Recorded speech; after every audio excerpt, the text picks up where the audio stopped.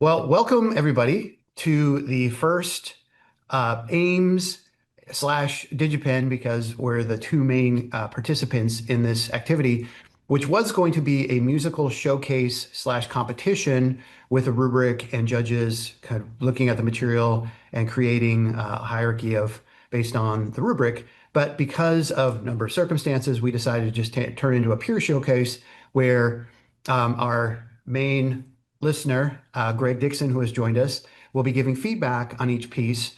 And then Chris Sabin and myself, Scott LeDuc, will also be contributing to each entry.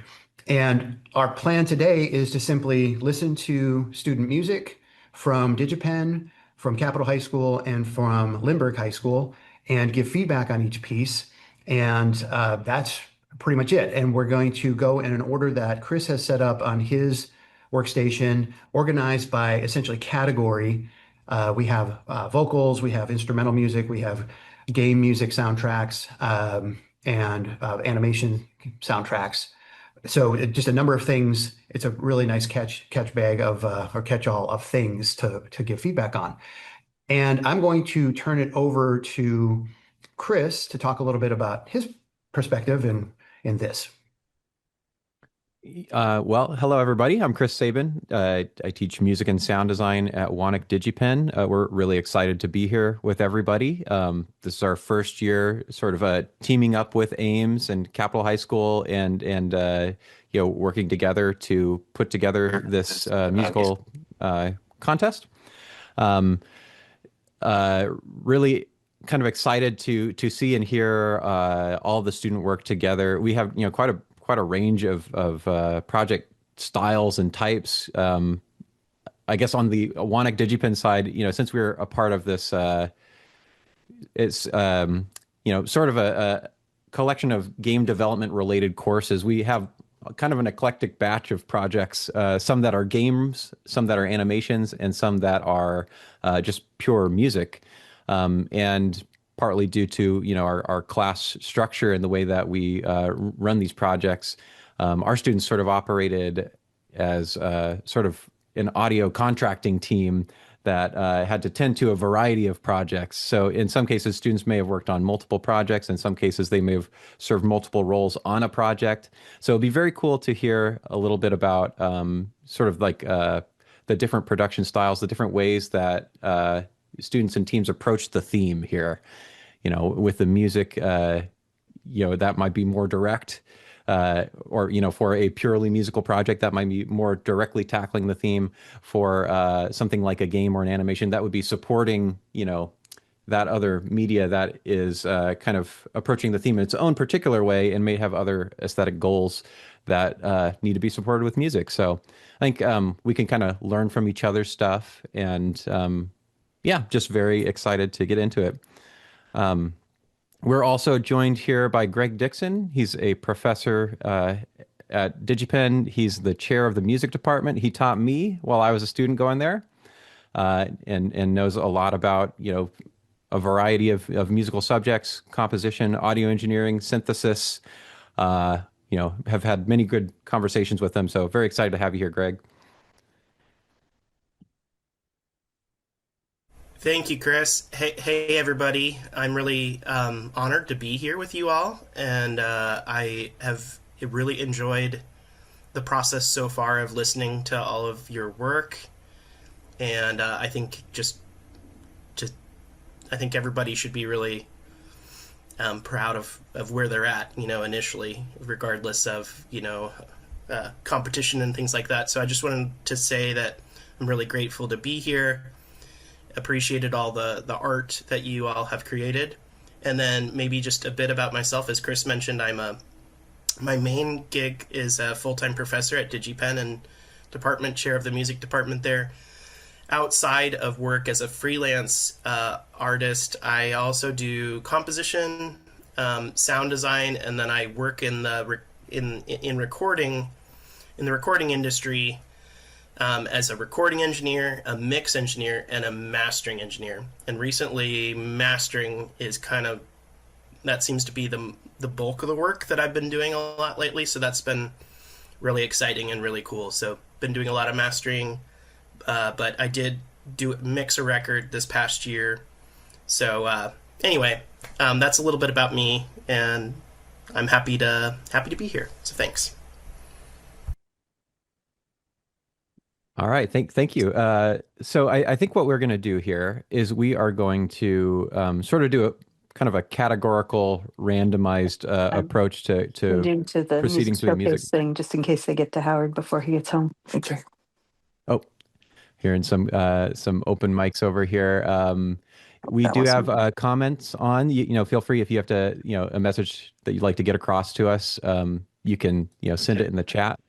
And so I think what we're going to do next is we're going to go through categorically. As I said, we have different kind of forms of music. So we've got some that is purely music that is instrumental. We've got some that is lyrical music. We've got some that is game soundtracks, and then we've got some that is animation scores. So what we'll do is we're going to kind of take each of those categories and then randomly select within those categories. And then, students will have a chance to, briefly introduce the work. We'll give it a listen, or we'll view it if there's something to view. And then after that, we'll have, a few minutes of commentary feedback, and perhaps some questions if we have them for you. So any questions about that? Chris, I'm going to offer one more thing. The prompt for what we started with back in March, I think March 9th, it was everything has a cost. And so students took that into the animation, game development, or original composition for music.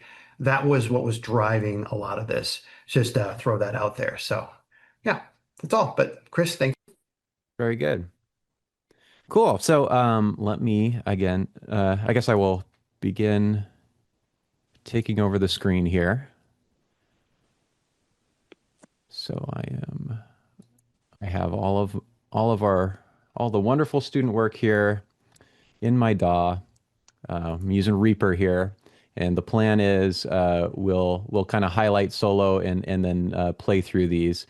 So I've gotten some, actually I'm going to keep my comments open on another screen over here in case any other messages come across. But we've had some requests, some on the animation side, have some early exits. So I think we'll start with animations here, of which we've got two, both coming from DigiPen. One is CheeseMates, one is Tulip. I'm going to just do a little randomized coin flip on my other screen. So let's say one is CheeseMates, two is Tulip, and we are beginning with Tulip. So we have Dylan from DigiPen here representing the team from Tulip. Dylan, anything that you can say to introduce the work? It's, I believe, an orchestral film score, and I forgot. Never mind. Sorry. Thank you. Okay. Thank you for that. We'll see the work for itself. All right. So I'm going to get this animated window open here, and I'm going to allow it to play. If there's any issues, please let me know. But let's I'll mute myself now and let's give it a watch.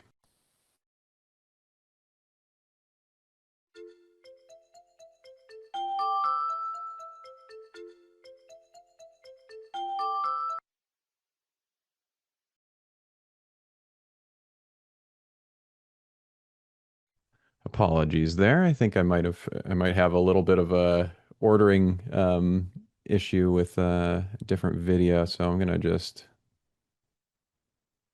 try this one more time here.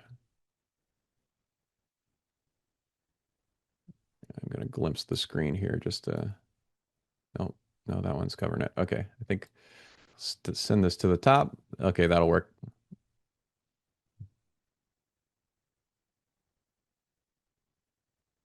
Okay, here we go.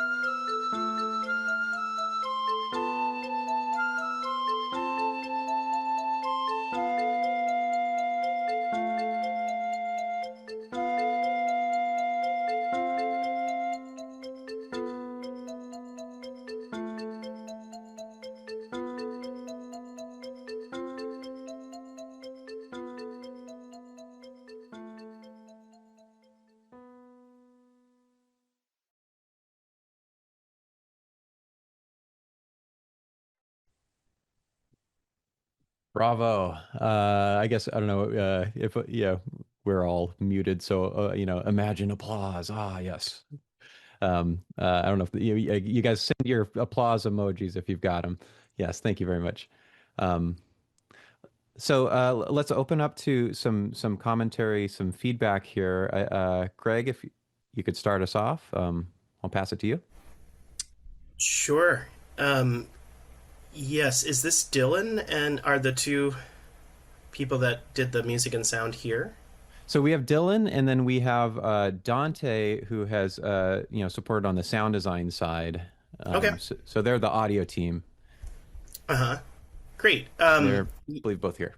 Yeah, so I really like this video a lot. I think it's quite. I think the overall its mood and feeling is very touching.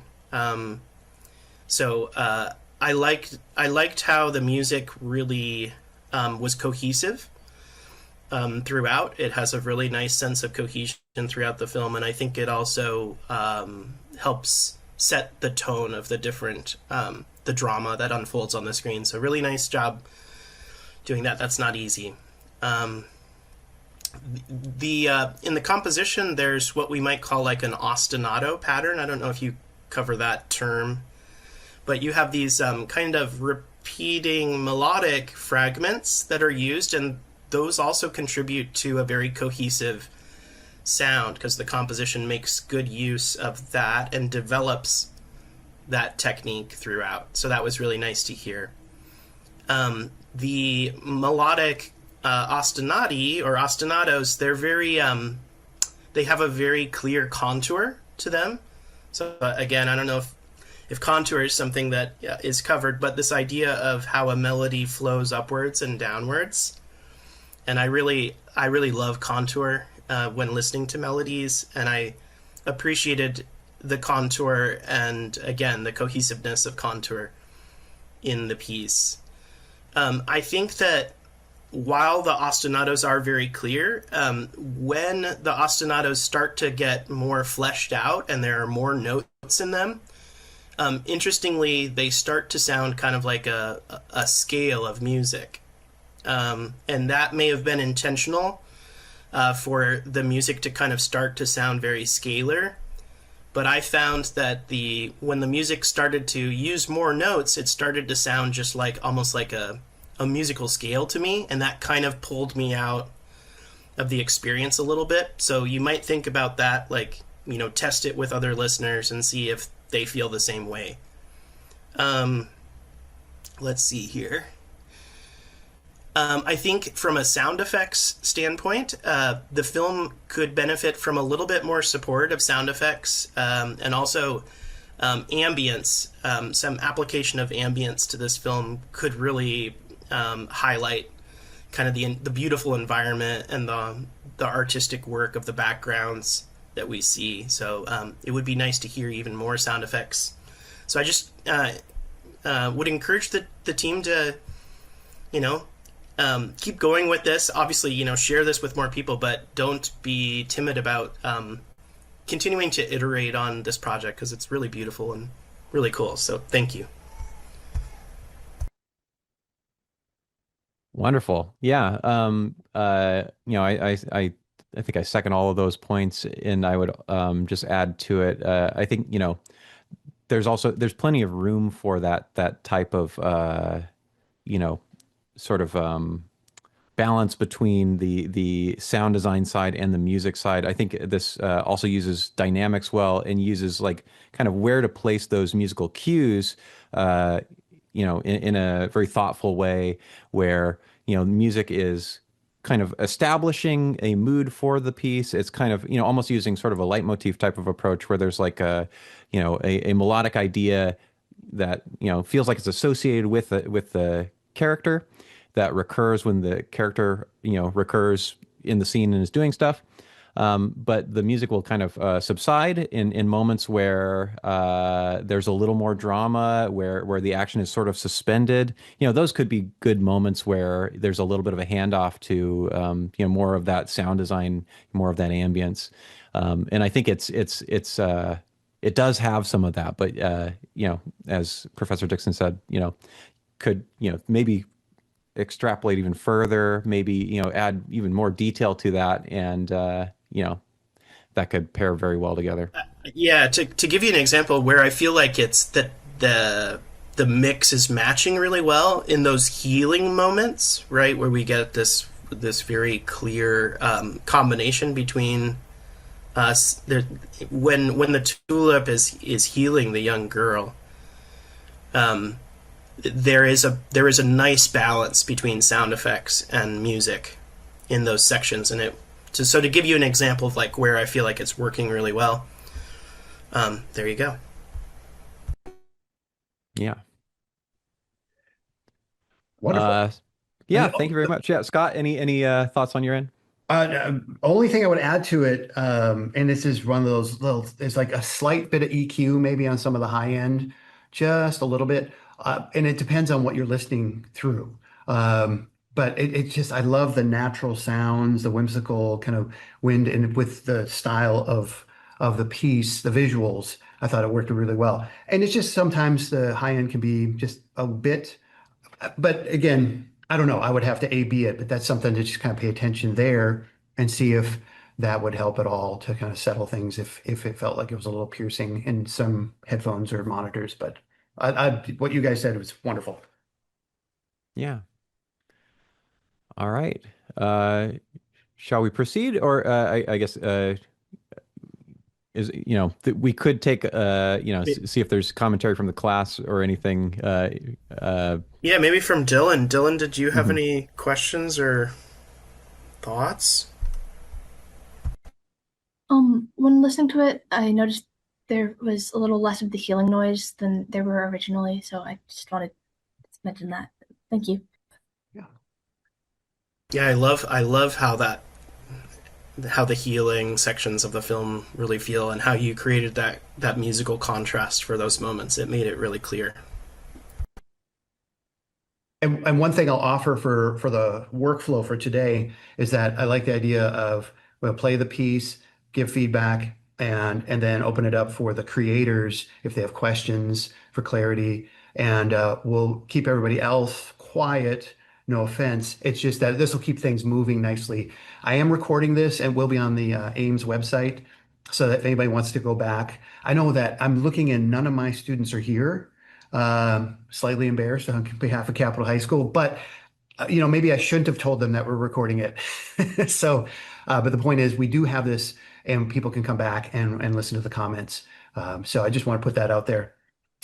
Thanks. Okay, great. Well, let's proceed then. Sticking with our animations, we've got one more of those. This one's called CheeseMates. We've got Joshua and Dante. Joshua worked on the compositional side. Dante worked on the sound design side of this. I will prepare to show, but would either of you like to say anything to introduce the music or introduce the animation? I would have to say, it is very dramatic and I feel like it has some good emotional moments.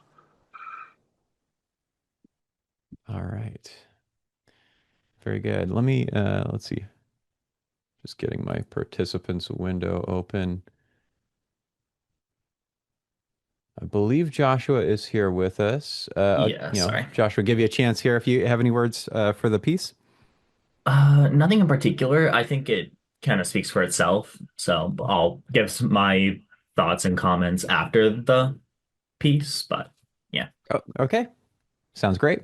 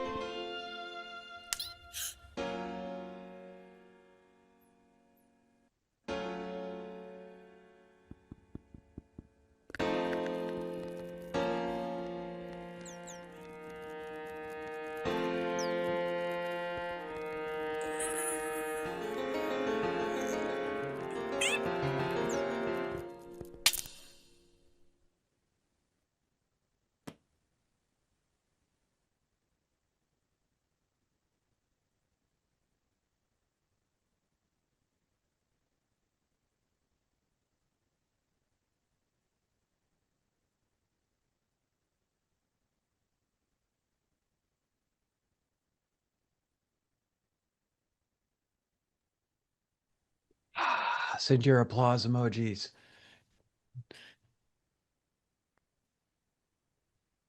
All right, bravo, bravo. I should also mention, Dylan involved in this as well on some of those mouse squeaks. Dylan working across multiple animations this year. Yeah, want to give love to the entire team here. Oh, I'm seeing a comment, unable to hear the screen share audio. Did anyone else have issues hearing? Was that?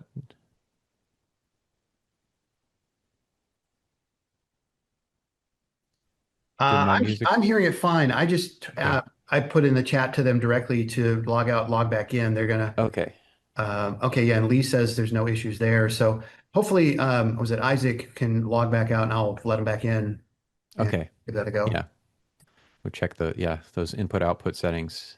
All right. Great. Let's talk about the piece. I guess we can give commentary first, or Joshua.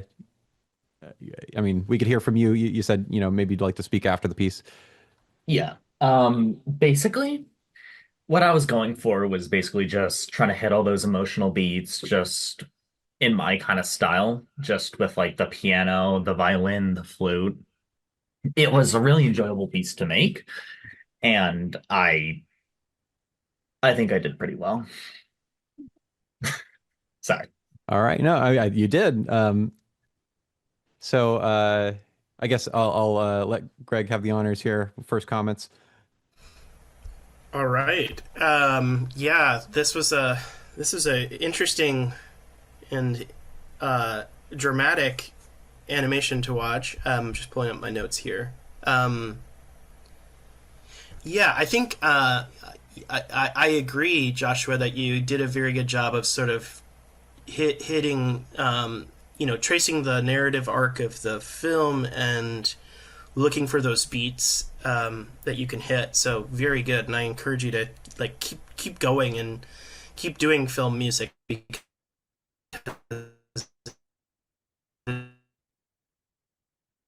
right. I think part of the challenge of this particular animation is that the sort of the change in mood that occurs. So we're first introduced to these two mice or two rodents, and it's very peaceful. And I think that the music does a very good job of setting that tone. But when the animation starts to get quite when the mood changes, it happens really fast. We basically are given a scene where suddenly the two rodents' faces kind of move from smiles to suddenly sort of frowns. And it happens really, really quickly. And when that change in mood occurs, from a compositional standpoint, the music gets more intense. The texture of the music starts to get, I think, a little bit more intense, and then the harmony of the music starts to become more chromatic, which again, I think matches the kind of change in mood that we see in the film. But I have to wonder if you might play around with some other choices, potentially, Josh. One thing that came to mind when I was watching it is, like, instead of because the picture actually doesn't get more active when the tension hits, to sort of match the activity of what's going on the picture, it might be more effective to have the music have the texture of the music actually become simpler. So maybe, something that comes to mind is like unmeasured tremolo in the strings, maybe on a dissonant chord or something like that, and sort of suspending time just before the snap of the trap, as opposed to kind of creating the feeling of time moving quicker with the denser texturing and faster moving harmony. So I think it's worth trying what might happen if you actually kind of slow things down just before the snap of the trap, and then also help the audience really foreshadow for the audience using the music that something intense and something bad is kind of about to happen. And I think by changing to something suddenly more sudden or still and tense, that might help set up that snap. And then I kind of think of the climactic moment of this film as being the snap of the trap. And so from a sound design perspective, music and sound design perspective, this would be an example of where, in terms of the mix, you would want to make sure that the important thing that the audience hears, and we hear this, it's a bit soft. You can even do things with the orchestration, for example, like maybe you don't even use sound effect, but you use a really heavy slapstick in the orchestra. But just make sure that that snap is really coming through and that the audience is, kind of shocked by it, because it is quite a shocking thing that happens there. And then the last thing that I would say is that my take on the movie is that it's kind of a sad ending, and I think it does comment upon the prompt in an interesting way, right? My take on it is that one of the friends dies so that the other, can live, and it's a rather dark ending. And for that reason, I think that the credits are a great opportunity to add an additional piece of music that can kind of help maybe function as an epilogue to the movie, to kind of help the audience come away with like, oh, maybe there is some sort of resolution. But as it stands, it is very dramatic, and so maybe think about using the credits to write, some music that maybe comments upon what's transpired and maybe offers a glimmer of hope.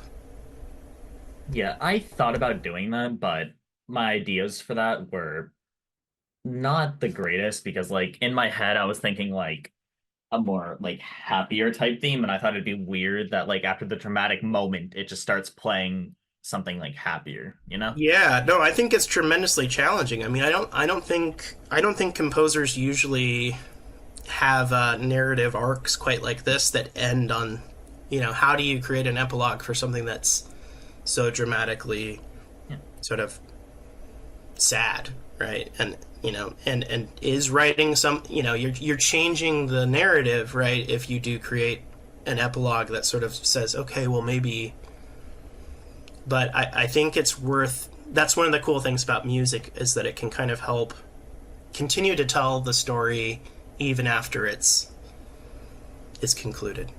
Yeah. Awesome. Yeah, thank you. Oh, yeah, Sorry. Joshua, go ahead if you got something.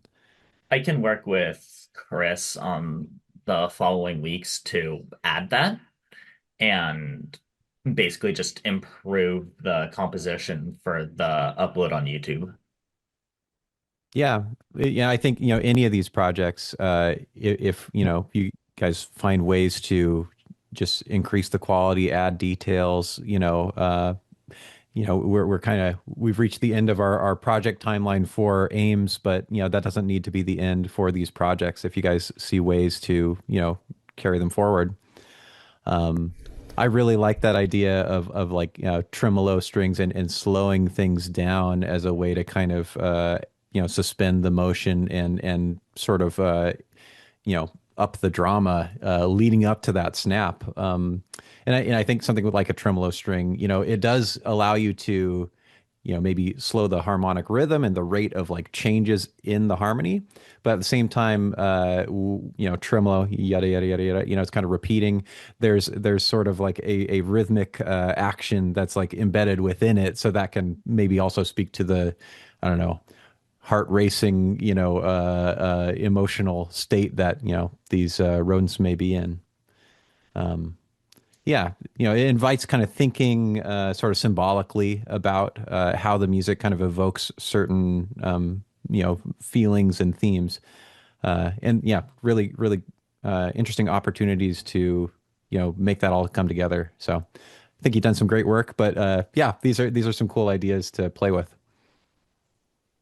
And I'm going to second and third and fourth everything that's been said by Greg and Chris. I have nothing else to add other than it really worked well. And Yeah, nice job. Yeah. Dante, you helped out on this one as well. Anything that you would chime in with here? Um, well, it was interesting I heard a slapstick mentioned because I designed the snap sound, and I used kind of two rulers uh as a sort of makeshift slapstick for that sound. And uh just kind of added things to it, and I also kind of feel like most of the sounds, if I were to go back, I would probably want to mix it a little better, so a lot more of the sounds would be more prominent. And Yeah. that's What that's about what I had to say. one quick thing I would add is that I had a chance to do sound design and music for a company that was doing a soundscape for the book. If you give a mouse a cookie, and it was one of the most amazing pieces of intellectual property that I had a chance to work with, and I ended up falling in love with the mouse in the story of if you give a mouse a cookie. I love the mouse so much. So this animation really is kind of near and dear to me in certain ways. And as I was doing sound design for the book, if you're not familiar with If You Give a Mouse a Cookie, you should check it out because it has a lot of things that kind of relate to this animation in terms of setting. It's about a mouse, right? But one of the cool things about working on If You Give a Mouse a Cookie is that all of the sounds I just recorded in my home. And so one thing that I would challenge you to think about is, like, you can take a field recorder, hopefully from your, maybe you could check out a field recorder, or even you could just use your phone to record things. But one of the beautiful things about doing sound design for suburban homes like this is that you can practically record everything yourself in the comfort of your own home. And so have fun with that. Just enjoy the process of just like recording everyday sounds in your house, and even just room tone of like your kitchen, and you can put that into the animation, and it's so enjoyable. So, and good job. Awesome. Great work to everyone on the team there. Um, I think now I'd like to move into another category where we've got just a couple of entries, and these would be our game soundtracks, both coming from DigiPen in this case. So I'll do another little random roll between our two. These ones I think will be nice to also see a little bit of some examples of the game itself. So I'll roll first. For one of these, we have a video that will just kind of show an example of gameplay, and for the other one, we have I'm gonna have to do a little bit of a live gameplay, just quick little showcase of the game in action. But kind of a different working with game soundtracks, working with game audio forces you to think about music in a little bit of a different way. You're trying to support, the aesthetic of the game, as well as the kind of action of the gameplay. Often thinking in terms of, music systems and music that can be perpetually looped, as opposed to music that has a linear arc to it. So a little bit of a different challenge here. So we have music from two different games here. One called Brutal Beneficiary, the other called Reef Rush. Let's call Brutal Beneficiary number 1 and Reef Rush number 2. I'm going to do a little coin flip on my other screen. And it looks like we have Reef Rush to kick us off here. So I do have a gameplay video, and I believe, I'm going to double check, believe we have Aaron with us here who can perhaps introduce us to the project. So Aaron, any words for your project? First of all, hi, I'm Aaron. I worked on game Reef Rush, of course.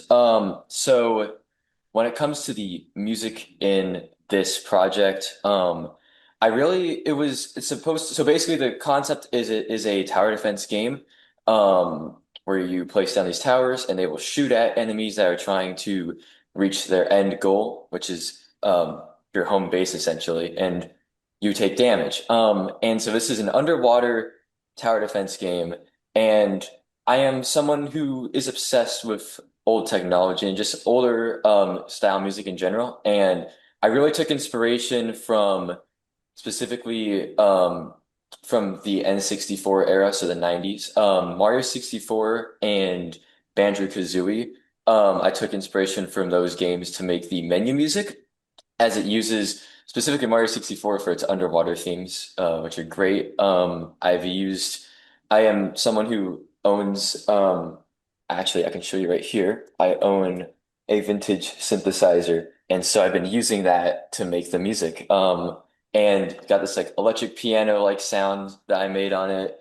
Go full, almost full hardware with this one. I really had fun making this track, and then you get into the game and it's just got these like nice swelling tremolo chords that you're about to hear. So yeah, let's get into it. Excellent. Thank you for the explanation.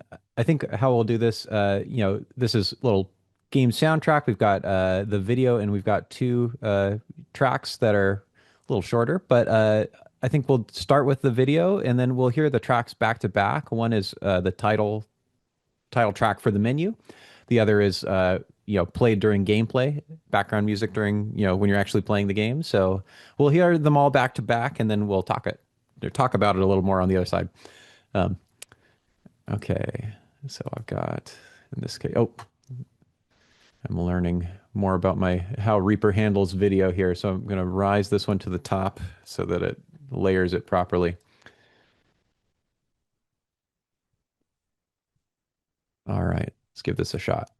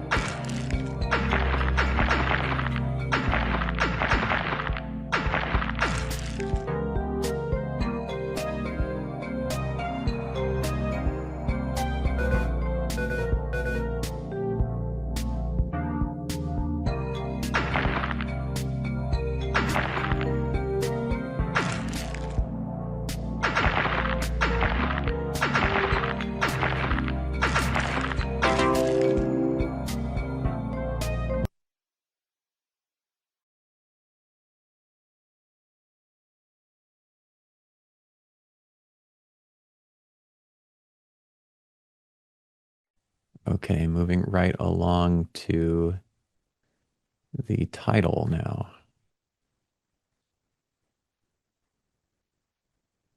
Okay, I think we're good.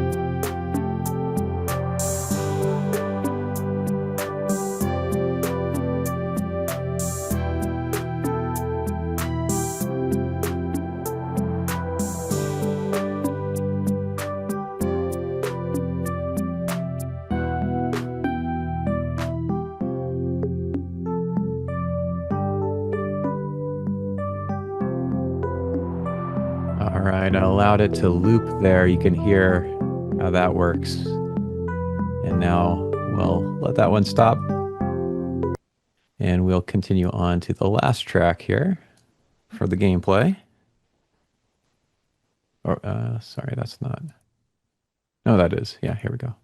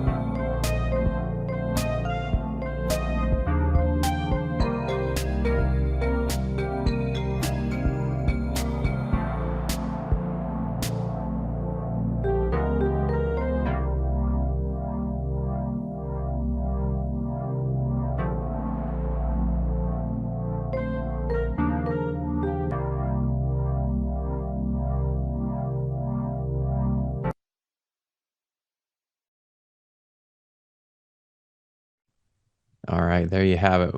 We've heard it with loop points and all. Great work. Yeah, send your applause.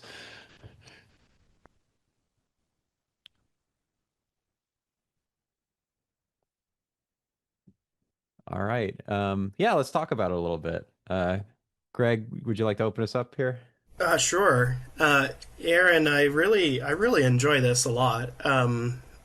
Listening back to it again this morning, I heard even more like connections between the main menu music and then the gameplay music, and they feel like they're kind of variations on a similar kind of theme. And it was interesting to hear how the main menu was more happy, and then your gameplay music was a little bit more intense, but not overbearingly, intense. It has a nice casual vibe to it. I think that works really well for a casual style of game like this, tower defense. There's a lot of really nice details going on in this game. From a sound design perspective, it's nice to hear like the attention to detail of different animals making different kinds of sounds, enemies making different sounds when they're damaged, and things like that. It's really nice to hear that attention to detail going on. This is more outside of music, but from a design perspective, when playing it, I had a little bit of trouble initially there were some bugs with some of the text boxes where I would have trouble clicking on them. I don't know if other players are experiencing that, but when I first started playing, I had a lot of difficulty just getting through the tutorial text because I think it might have been very selective about where I click. So one thing that I'd encourage you to do with your team is to do even more quality assurance and testing and iterate on this, because you've got a really fun product. But there might be some bugs, and try it out on different computers, different systems, and see what people do. But also, from a design perspective, I think that the game did a really good job of responding to the prompt. So not only do animals cost sand dollars, but you need them to, you need to pay those sand dollars to be able to defend yourself. And I actually really, really appreciated that when you would get damaged, you would take damage, but then you would also get the money. from the sand dollars. And so it was like, yeah, everything has a value. And so the design felt really balanced, and I watched my son play it last night, and he's better at games like this, and he was having so much fun. So congratulations, you've made a video game. It is not an easy feat. I like also from the sound design perspective that you guys have like illegal move sounds, so when you're clicking on something and you don't have enough sand dollars, like, so the good news is that you've got a really good product here and that you can continue to work on it. I think that if you were to continue to iterate on this and if you want to enhance it, you might look at like the health of the player character and think about maybe changing states. Like obviously it seems you like to write music and you're good at doing that. And so you might think about creating a more, intense state, maybe when you have 2 hearts left or something like that. But other than that, I really like this. I like the vibe. It's interesting you mentioned like N64 because my initial thought was Echo the Dolphin from the Genesis, which is a little bit earlier. But I think we're kind of on the same page. And I hear sort of like that Roland. It sounds like a Roland sound. If you go back and you watch the TV show Doogie Howser MD, if you listen to that theme, if you've never heard that before, I encourage you to go back, check out Doogie Howser MD, the theme to that show, and you'll go, oh, that's that sound. So nice. Yeah, great stuff. Yeah, not only does it support the game and its kind of aesthetic handling of the theme, which I think I don't know, the sort of ecological perspective on it, it's like kind of brings it into like kind of this real world issue. I thought that was like a good choice. But the music, also kind of I feel like symbolically evokes like underwater setting in a really nice way. You've got these like noise swells that, sort of simulate the feeling of waves. You've got these nice kind of rhythmic parts that sort of have a little bit of a call and response relationship to one another. And that almost feels like I think of it almost as like a musical version of like, an underwater ecosystem where each part kind of, has its own motion, but it is like, kind of embedded in a texture amongst all these other sounds that complement it. So it felt like it brought me right into kind of that space that just felt very appropriate for the game and the setting. Yeah, tagging onto that, a Leslie speaker has a kind of a whooshy kind of sound, and so the pulsating elements of the vibrato kind of reminded me of that. Going back, the manual part of these speakers going in a circle, you go, woo, woo, woo. And having that again, the underwater theme, the ecological theme, all that kind of great. I love the pulsing of that kind of rhythm, made me feel like ocean waves, but just calling back to that type of speaker system, which now it's emulated, but not too many people have those anymore. Yeah, wouldn't that be nice to have a Leslie? Kind of big. But one other thing that I wanted to mention to you, Aaron, is, or a question is, how closely in collaboration are you with your sound designer? How closely are you guys working together? Oh, okay. I am the sound designer. Well, that's pretty so close. I did the music and the sound. Yeah, so pretty Gotcha. close. Okay, well that can be a blessing, right? Because you have. So the last comment that I would give you is like you both of those things are unique elements, and because you have control of them, the other thing that I would encourage you to think about are ways that you can, if the sound design has like a tonal kind of thing, like maybe it's playing a note or something like that. You might find ways to integrate sort of the tonality of the sound effects and the music to an even greater degree. But you've already done that, so thank you. Yeah, I appreciate all your feedback. This is awesome. Great. Yeah. Any final words from you, Aaron? Now that you've heard from us. I do want to comment a bit. I guess it's a bit of a tangent, but about like that Roland sound that you're talking about. I think Greg. So I believe you're referring to like the electric piano sound, in which just a bit of history here. The Yamaha DX7 synthesizer really took off, and had an electric piano sound that everyone started to try replicating. And so I have a Korg right here, a Korg DW8000 from '85, and it has it's wavetable synthesis. And so one of the wavetables is an electric piano, and so that's how I can get those like those nice like bell-like electric piano FME kind of tones with it.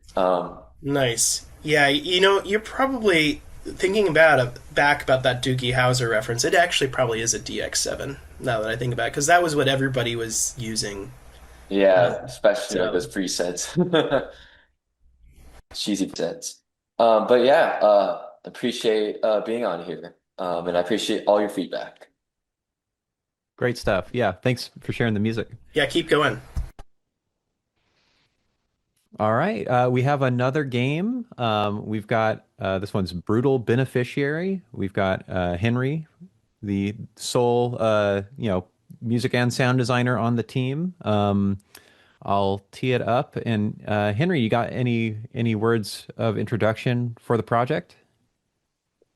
Yeah. So the project so you're basically playing as like an alien and you're trying to get enough money to go back to your planet. And so I tried to incorporate some like alien type of spacey sounds in there. And also it's a very like arcade type of soundtrack is what I was going for. And so for the main menu music, it's a lot more spacey and like I guess simpler. And then for the like when you're actually playing, it's a lot more intense. And since it's like a constant loop. So yeah. Awesome. And since I do not have a video of this, I'm going to I'm going to test my luck here, doing a live playthrough. So wish me luck. The game here, I think,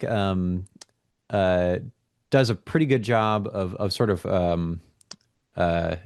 mechanically addressing the theme. As you'll see as I play this game, everything has a cost. Your attacks, your actions in the game are going to cost money, and in order to actually survive and complete the game, managing money as a resource is a key element. So let's see if we can notice that as I try my best here.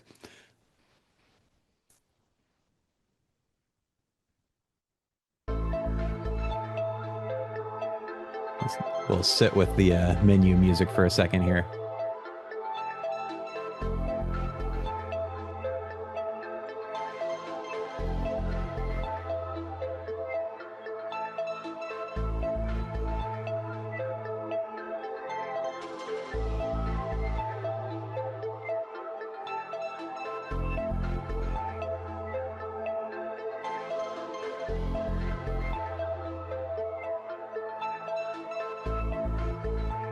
I'm gonna go proceed here. We can always, check the music again, just in the DAW.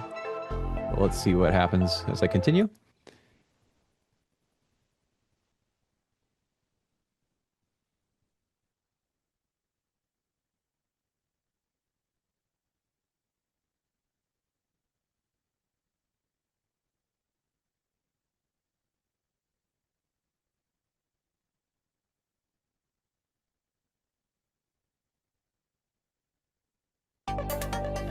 All right, here I am. Using abilities cost gold. Move with WASD. Left mouse button for the claw. It costs me gold. Right mouse button for an acid splash attack. It also costs me gold.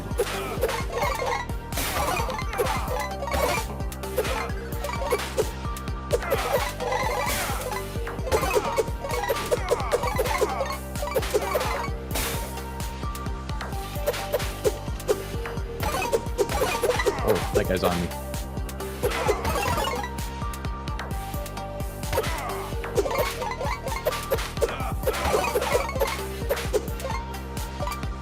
All right, I'll give it a few minutes and see if I can survive, if I can win.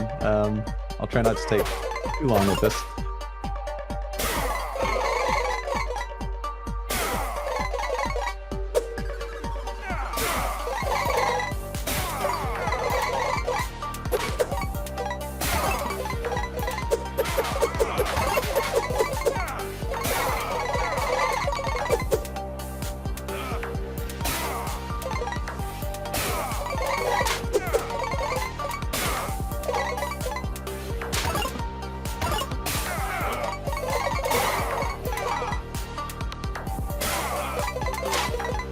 I think my strategy is to get them to group up. See if I can get a lot of coins all at once.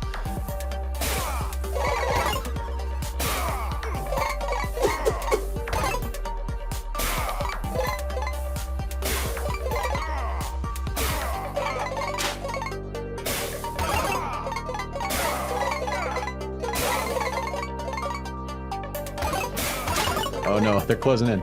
I'm losing ground here.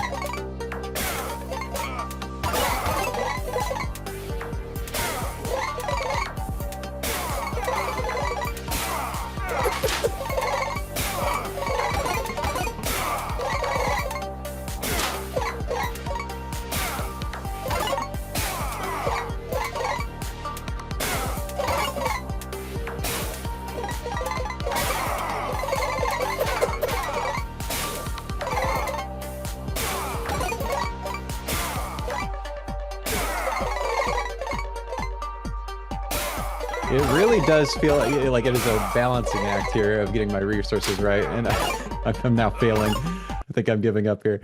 I was getting close. All right. Yeah, but you guys are free to try on your own time a little later. So there's the game in action. Do one last little highlight of the music here before we talk about it.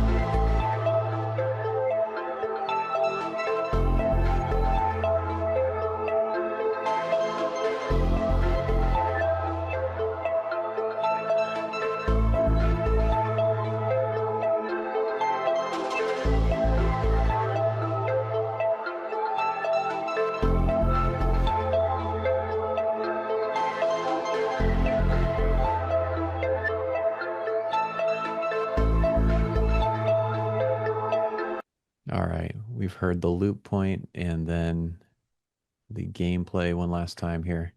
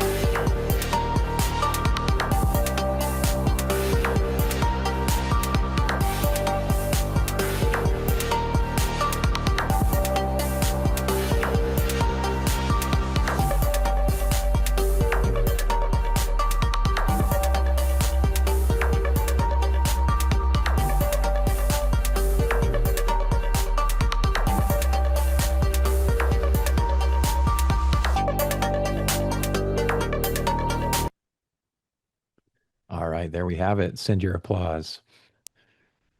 And thank you for bearing with my gameplay attempts. I want to say that for like that cutscene, I missed a lot of class because I had surgery, and my team kind of didn't really. I think it was kind of like a last minute thing, so I didn't really have time to like add anything to that. Yeah, that happens with production. Sometimes, things, people may need to take some time off, and sometimes there are, decisions that are made that are sort of rushed and kind of late in the game and last minute, and can be very quick turnaround to, address and deal with that, and sometimes need a little more time to put it all together. But the stuff that you did deliver, I think, sounds great. Maybe there's opportunities to kind of touch up and catch up to those areas where maybe you didn't get a chance to finish things. All right, let's talk about the music a little bit. So Henry, thank you very much. Henry, did you do the sound for this as well as the music? Yeah. Okay, cool. Again, really, really cool game project. I think also that responds to the prompt in a really nice way. Literally using coins and money, similar to like Sonic the Hedgehog as life, is a great idea, which I really like. I also think that the game does a very good job of having a nice, clear soundscape, despite it being very intense, and I think brutal is a good word for this. But Chris, I also want to mention, I think you did a great job playing the game. It is not an easy game, and Chris, I think you did well. But a game like this can have a tendency to be just completely relentlessly overbearing in terms of the sound. So especially things like the coin pickups, when you have these big, bursts of coins, the fact that you used a very curt, short sound for that sound effect was a really good choice. I also like the randomization that was applied to those coin sounds. That helped make it feel more fun and more interesting. Every time that a coin collides with the player, we get sort of a different kind of sound. So I thought that was really cool as well. I also want to commend like the UI folks, like having the three sort of rip marks, and having the mouse translate into those tearing rip marks is really immersive, and it feels really good from the player's perspective to click on things and like rip them apart. I think that you guys really nailed that. So that's really, really good. From the music side, I think that the mixes are coming along really nicely. I like I like the energy and the vibe a lot. In my notes here, I just have that in a lot of your music, you are creating music loops that have kind of music motifs or ostinatos, musical patterns that are also loops. So it's often that we make music that, loops, music loops that contain music loops in them. And I would say that the musical loops that are that make up your larger composition have a relatively short length, so they maybe repeat across one measure or two, and that can have a tendency to kind of make your broader loop that you've created kind of feel like it's shorter. So I actually kind of had to take a step back and kind of go, oh yeah, there is a broader structure to this music, because I felt like it was actually quite a bit tighter because the loops were so repetitive that were in it. So I would encourage you to think about ways that you can kind of vary the structure a little bit more. You might think about taking those looped musical segments and transposing them. You might have like a complete key change, or maybe even just transposing one of the loops a little bit to give it like a little bit more melodic contour. And then by doing that, then you'll kind of open up the phrase length of the loop and make it longer. And that will have the effect to the listener of kind of broadening your loop, Henry. and it'll make it feel like it's a longer piece of music. I do think though that like what you have right now, it is very intense, and it is working quite well given the gameplay. But I think that you could broaden it even more, and it might be even better. So thank you so much. Yeah, yeah, I think that's a great point about those, kind of loops within loops, and I've heard, or I've watched, stuff with like RJD2 kind of speaking to that as well. It's like, pay attention to the length and the arc of your loop, and if you have like something playing out over that longer cycle, that can, help to have your music kind of have somewhere to go, and have those, inner loops all just kind of leading you somewhere. And I think the loops that are being used here are very compelling, and they draw in the listener, and I find myself captivated by a lot of the details there, and I think that they do match the kind of gameplay feel in a good way. Just like the pacing and the rhythmic persistence, I think pairs well with like that walk cycle, and just the posture of the lizard moving around the screen. I think there are some little kind of transition elements, like a little kind of synth flurry, kind of thing, that almost is reminiscent of the coin sound. So it is almost as if the music is speaking the same language as the sound design there. So I think that's great. And there are, like segments within the music as well, where you've got kind of a main looping area, and then it moves into like another kind of contrasting section. There's still continuity carrying through, but there's a perceptive change in like one section to the next. Another way that you could sort of extend the lifespan and length of the music is to alternate between what type of contrasting sections you alternate to. So, more of like almost like a rondo style of like organizing the structure of music, and that is to say, like, maybe you got a primary section, and then you have something that kind of moves away from it, and then you go back to that primary section, and then go to something that moves away from it in a different way. And that could be one possibility of taking this and making it into like a longer thing that just feels like there is more music to make it through, and still match the tone and feeling. So those are some of my thoughts. Scott, how about you? Got any ideas here? Nothing to add to that. You both have covered so much great material. Mhm. Yeah, wonderful piece. I think it works really well. And nice job on the gameplay. Oh, thanks. Yeah. Henry, any other kind of thoughts on your end, hearing us speak at all? Oh yeah, thank you for the feedback. I don't really have anything else. Yeah, nice job. It's not an easy thing to do, and I really enjoyed it. Yeah, very good. All right, so we've seen and heard animations and gameplay soundtracks at this point. Now we're kind of moving into pure music. We've got several that are instrumental music. No helping hands with narrative or anything. It's just pure music. How can you express it with just the music? I think we'll move there next, and then we'll save the lyrical music for sort of the last batch here. So let me glance at what I've got on my end on the instrumental side of things. Looks like 1, 2, 3, 4, 5 to choose from.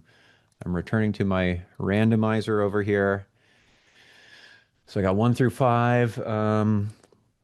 Going off the titles, let's see. This is But It Costs Everything. There's also Snows of March, Spiraling Out into Despair, Blood Money, and Thump. Those last two are of a shared project. So we sort of got like a 1-2 punch here.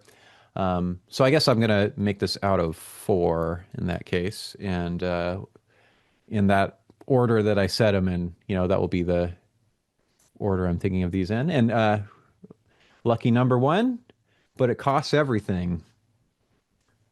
So this is from James from Capitol High School.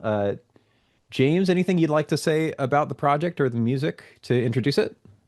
And speaking on behalf of James, he did email me this morning that he had another commitment. He would not be here. And I said, we are recording it. So, and for the rest of the Capital Kids, which I've not seen in so far, we'll make our comments to the greater good, which is recorded, and I'll share with them tomorrow. All right. Very good then. All right. Back to my sharing setup here. Stand by.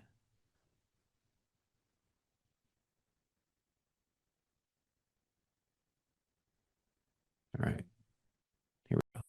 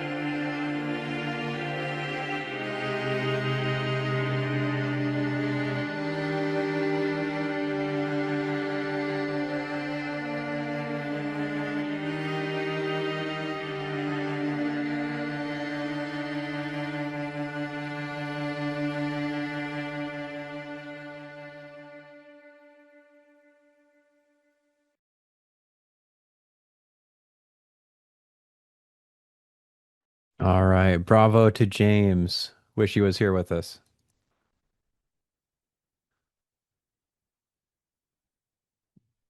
All right. So what do we think? Do you want me to go ahead, Chris? Yeah, go ahead, Okay. Greg. Yeah. Um, yeah, James, thank you. Really enjoyed the music here. It was nice to hear the changes in texture in this piece. Also, the piece has a nice, consistent overall atmosphere and mood that it provides that I enjoyed. There's also a nice sense of development of the musical ideas in this piece. So good job, like developing your ideas, James. My comments here are more technically related, and I guess I would just say that sometimes when the arrangement starts to get thicker, the reverb of the mix kind of tends to get kind of saturated, and it kind of tends to overpower things. And so, James, you might think about just pulling back the reverb a bit to see if that helps. And then the other thing that I would say is that with respect to the mix, in the louder sections of this piece, the dynamics are reaching sort of peaking levels, so much so that there is what's called limiting going on to the dynamics in the louder sections of the piece. And this creates a kind of sound when the limiter is kicking in. And so, James, I would recommend that in the louder portions of your piece that you bring down the level just a bit so that the limiter isn't kind of affecting the dynamic range. Usually for classical pieces like this, we would kind of have very, very subtle or almost no limiting at all. So I think that the softer sections of the piece are nicely mixed. I would just bring down the volume of the louder sections of the piece a little bit, and I think that you'll find that that creates a nice balance. Yeah, very good points. Yeah, I think just adding some other thoughts here. I think overall, like dynamically handled well, just compositionally, maybe some, finesse on the mixing side, but like, cutting away all that texture at the end and allowing the music to kind of reach this point of kind of the subdued state to kind of cap things off and give like a final statement. I felt like that was very effective.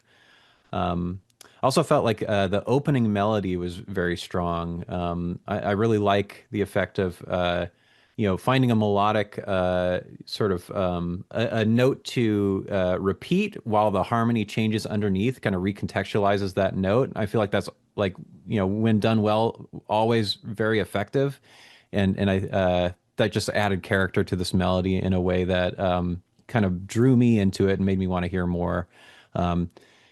That and I'm just I applaud the changing up of like the performance techniques. You've got strings moving from like arco to pizzicato and carrying that theme through sort of a timbre change that helps to kind of lengthen and develop that theme and give it somewhere to go while still like maintaining that same idea. I felt like those were strong choices that helped the piece in general. Well, speaking on behalf of James, both of you, what you shared are things that James was seeking out, input on both mix and some of the components and how to bring that forward and get better at that. And I think, and then Chris, what you were saying about some of the structural pieces. James plays violin. He's been a band geek his whole life. He's a senior, really takes composition seriously. And if he could, he'd have real musicians playing all this. But he, gets into his DAW and puts the parts together. But he labors to create something really unique and interesting. So thank you for the feedback. Yeah. One other thought occurs, in the kind of lead up to that final kind of section where everything dies down into that kind of final statement. I wonder if that could also be an opportunity to like maybe play with tempo a little bit, like do like a little bit of like almost like a fermata, like give us a pause that like we are just kind of waiting for the other shoe to drop, and we know that something's going to arrive, but we're left a little bit wondering exactly when that moment comes up. So that's just something that crosses my mind. Excellent. He'll be happy to hear that. Cool. All right. I'm gonna roll again here and see what's next. All right. Looking down the list, it looks like we've got Snows of March or Snows from March. I think I might have written it two different ways. I think Snows from March is the way. Uh, Yes, that is correct. And my spell check wanted to change it. all right. So we got Ellis behind this one. Ellis not with us here at the moment. Correct. And I guess I'll give a little bit of backstory. Ellis plays bass, again, a musician for life, been in band, many other things, and really consummate professional. I don't want to say he's not professional, but what am I trying to say? He commits himself to a piece, and he's been working on jazz arrangements with bass and doing sampling and putting different pieces together for well, most of the school year, actually. So that's a little bit of a backstory. All right. Cool. So let's check out the music and see what we think.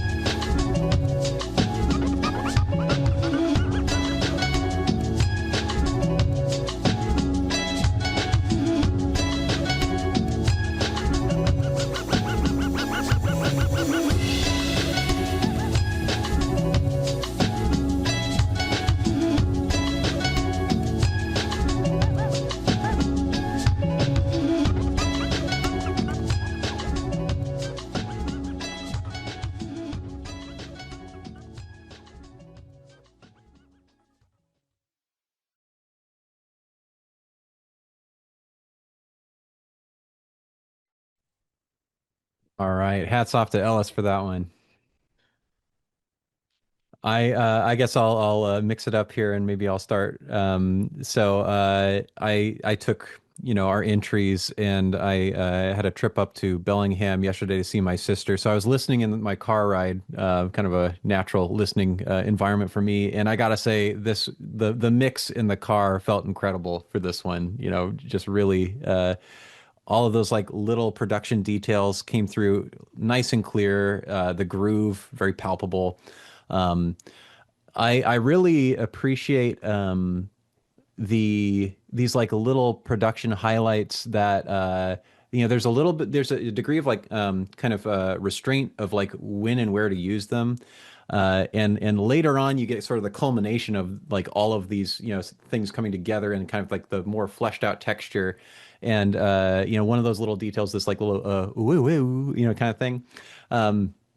It's sort of like teased early, but it only happens once in that early portion of the song, and it sort of left me with an expectation of, oh, that thing will come back. When will it come back? And I have to wait. As a listening experience, I've been forced to kind of wait out and hear all these other ways that the song expresses itself until finally that thing comes back at the end. So I really like that effect of like an idea that is like introduced early and then pays off later. And I feel like this happens here. So those are some of my thoughts. Who else wants to take it? I'll go. Thank you, Chris. Yeah, you said it's James, right? Ellis on this one. Ellis. So yeah, Ellis, I really like this beat a lot. It has a really nice, relaxing vibe to it. The production for me is reminiscent of the great producer Jay Dilla, who's one of my heroes, musical heroes. So I don't know if that was intentional, but you are kind of you're connecting with that kind of vibe. It has like a lo-fi kind of vibe too, I think. That feels intentional. I like the tone a lot of the kick drum that is used in the beat. I think that you could enhance the kick drum even further with some sub bass. So if you added like another layer, and if you have access to a studio that has a sub, I'd encourage you to like see if you can bring your mix into the studio and then really kind of dial in a little bit more sub bass for the kick. I think hip hop heads will appreciate that. And I think that the record scratches, granted I was just listening through my computer speakers this time around, but this listening, I noticed that I think the record scratches and the layers of those could maybe pop out a little bit more. So I think you can shine spotlights on those moments that Chris is talking about that maybe only happen once or twice. And so because they're only happening here and there, you can shine an even brighter light on those things and make them pop a little bit more. And I think that'll enhance your beat as well. And then I think, if we listen to the great masters of hip hop like Jay Dilla, what we hear is a lot of expressive cutting, muting of tracks and things like that. And so I have to commend the composer, first of all, that there's a lot of good development that's going in this piece. You hear relationships and melodies between parts, and it's almost what we would call like heterophonic texture, where you have an instrument that's playing a melody and another one that's playing the same melody, and they're kind of floating on top of one another. And there's actually quite a bit of material and that's developed, and there's not any point in time that we're like just hearing it loop verbatim. So there's a lot of interesting development. But I would encourage you to listen to like productions by Jay Dilla and listen to not just the cutting of the layers that I think we hear in this piece, but also the cutting of the core drum beat. And so I think that one way that you could potentially enhance this is to think about unique moments where maybe you could cut the beat entirely, the core drum beat that's going on, and maybe pull that away in deft ways. And that might add an even greater dynamic shape to the beat and make it even more exciting. But what you have is really good. It's a really cool beat, so good job.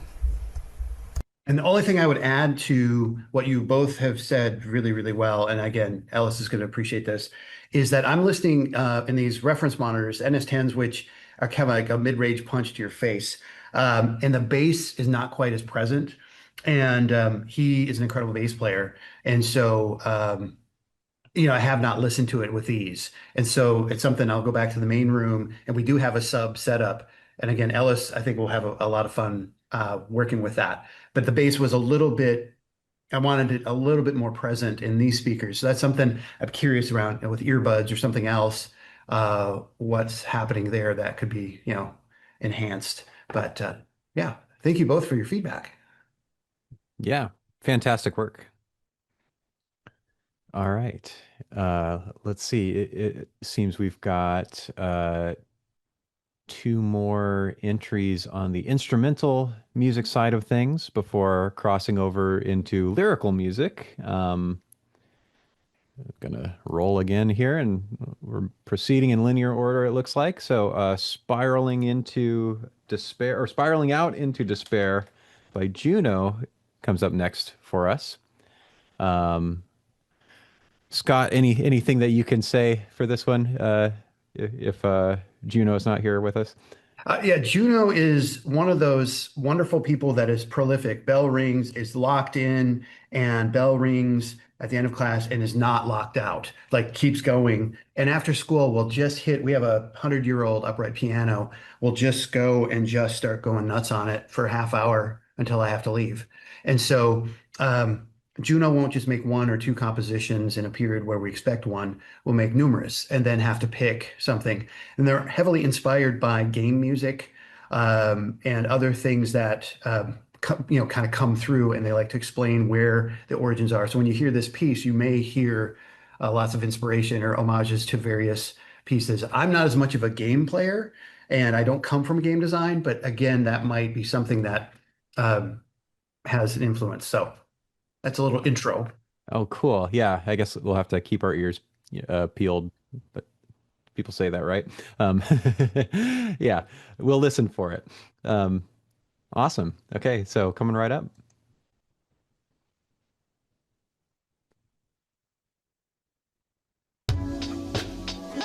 Oh, excuse me. We just heard that one. For real this time. This is not meant for you.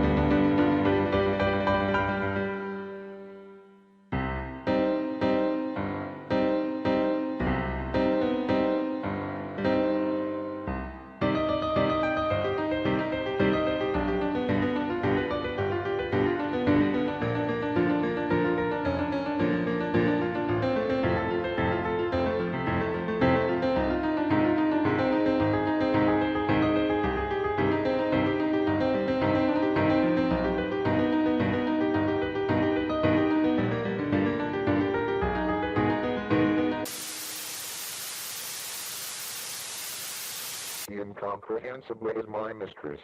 Folding and spinning and revolving and reversing, she is a quaint woman at best, and one I would much prefer to love from a great distance, as I know that to court her is to remove the thrill of her existence clashing with my own.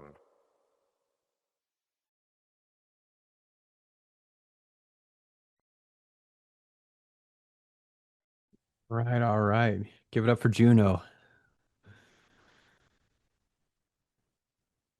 Awesome. So this one, feels it's got well, kind of few things going on. I guess on a kind of production standpoint, it's like bookended by these like kind of radio noise, kind of changing channels through radio stations almost. It kind of frames the thing in an interesting way. I really, I've heard stuff like that in other music, and it's always like kind of a cool way to almost put like a soundscape sort of tag at the beginning or end of a tune. A lot of times that can like make it so that like you hear the thing for the first, like when you play that thing, it's like immediately like within like a fraction of a second, it like gets you to kind of recognize what it is. So it's kind of cool to have those sort of like bookends to something. I liked there's that kind of staticky effect, and in the beginning side of it, there's also this little bit of a sort of like a volume modulation, kind of wobble tremolo sort of thing, that kind of moved out of that radio station channel changing effect into like more of an abstract sound design thing. I could imagine that being something to continue to play with and maybe like crossfade into more little vignettes of sound. But that's all kind of on the ends. The kind of core of the thing is this like piano driven piano plus strings piece, and that to me feels it's very close to stuff I might hear from like romantic music. It almost feels like an etude in places where there's like a high degree of virtuosity and kind of very strong performance gestures that would they're kind of feats of musicianship that if someone were to play this live would be quite impressive. And like among those, I think there's this kind of rapid fire pedal points plus chromaticism. I think those areas work really well, and this melody that comes through is sort of embedded within that very florid texture. I think that's very cool. I can't say I picked up on the video game quotations, that may have been present, but I think the just the musicality within the piece is very impressive. There are times where it kind of moves from like high rhythmic intensity into more of this kind of relaxed, more paced out portions, and I wonder if organizing those a little bit differently might have a different effect on the end result of just like the kind of interest curve of the music. It seems like the early part, there's a lot of that high activity, high intensity, very rhythmically florid stuff, and then the kind of more paced out stuff happens maybe in the second or third last third of the piece. So maybe introducing some of those parts a little bit sooner might give us a little bit of separation from that more active part of the music that may feel really good to come back to it later. So I'm not, I'm speculating kind of on the compositional level on that stuff, and I think it's worth maybe experimenting with and seeing what the result may be. Those are some things that occur to me. Anyone want to add on to that? Sure. Juno, thank you very much for this piece. It's a very expressive and cinematic piece, and my son, who I was listening with, he said it sounds like game music. So I think, Scott's comment is apropos, appropriate, and yeah, I hear that cinematic quality in this as well. I agree with Chris that I think that when we hear more broad changes of dynamics, texture, and tempo in the piece, those are the parts of the piece that stand out to me as being the strongest. And so just kind of keep changing things up. You have nice musical development throughout. There's a lot of nice, really expressive flourishes throughout.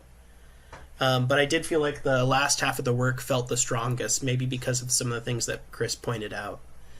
There is a minor detail that in the opening third of the music, there's a chord progression that's used that is reminiscent of a piece, a very famous hit song by the Eagles called Hotel California.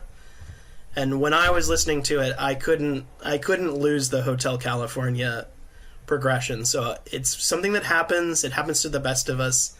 Sometimes we end up creating a piece of music, and when we play it for other listeners, they go, "Oh, that sounds like, that." And despite our best intentions, sometimes we have music that recalls other things. I think the problem with Hotel California is it's such an iconic piece that it has a tendency to overshadow anybody that ever tries to use that kind of chord progression, and it seems to only happen in the first portion of the piece.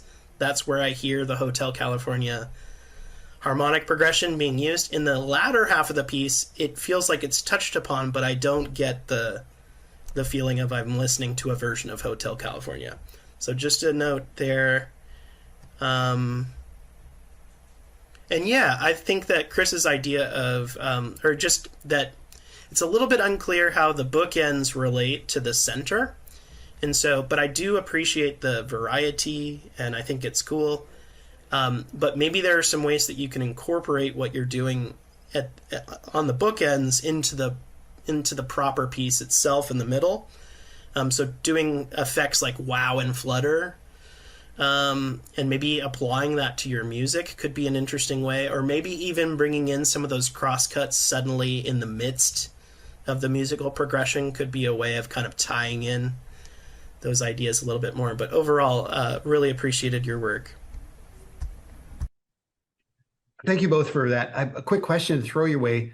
And I'm interpreting this in some of the work that Juno has done, inspirations from Toby Fox and so on. So what I instruct the students is to keep the composition to 3 to 5 minutes. Obviously, this went past that. If you were giving Juno some instruction on cutting it down to that time frame, what advice would you give? And I actually have that right here, Scott. Perfect. And yeah. So I have here in my notes, overall, it could be interesting to make a variation or an edit of this piece into a shorter form and to consider making an alternate version. I'm sorry, I'm saying the same thing. The introduction of sound at the beginning, and then also the opening musical section, the introduction of the music. I feel like those are the places where potential cuts could be made.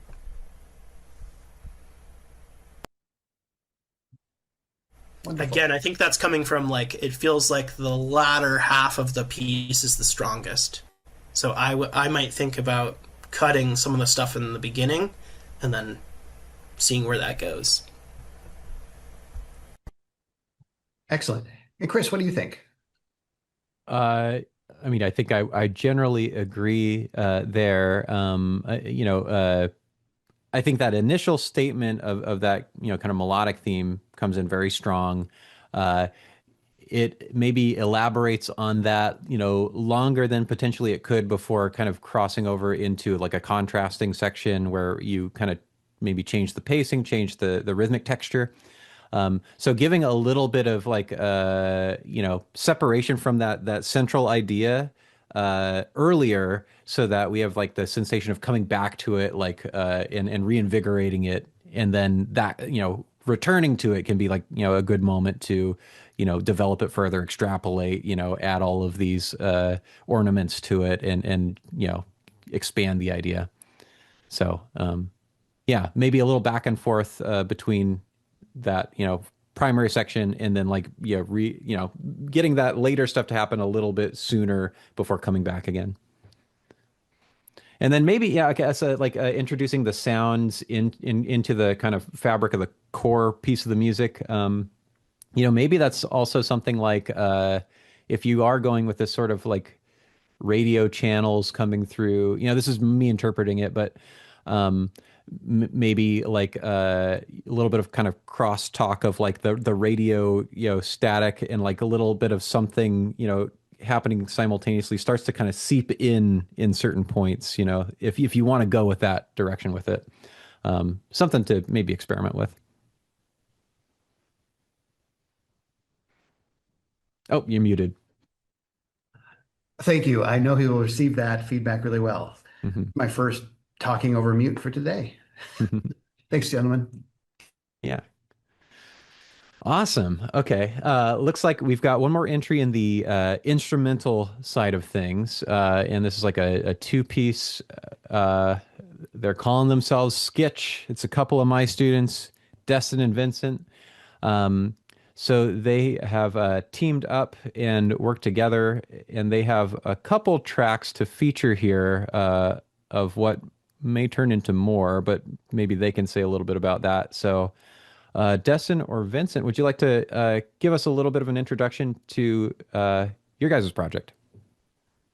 Yeah, sure. So, me and Vincent work together, and Vincent basically plays the guitar and he likes to make like rock and metal music, and I usually just like make rap beats digitally. So like coming to the into the project, we just decided that we wanted to like fuse our two genres together in a way and make like an album of sorts.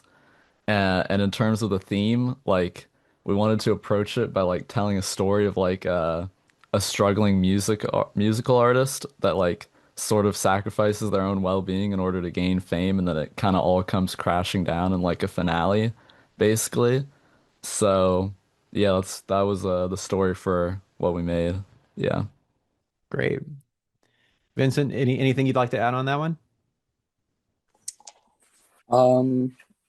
Yeah, I would say the main objective was, I guess, combining two different types of, music genres. And then, I don't know, just really, we wanted to add lyrics to make it more, express the theme more of everything has a cost.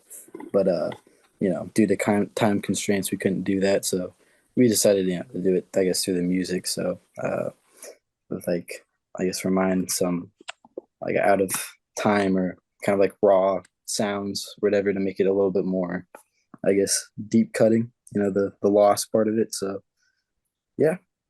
Great. Yeah. And as I understand it, the two of you are planning to continue with the music and add things to it, make some other tracks as well. So, we might consider that as we listen and, perhaps we have some ideas we can share with you. Yes. All right. Okay. So you guys have two pieces featured here. Any preference as to the order that we'd like to hear them in? I think, well, like in like context of our album, I think Thump would go first. Yeah, it's a shorter one. All right. We'll start with that.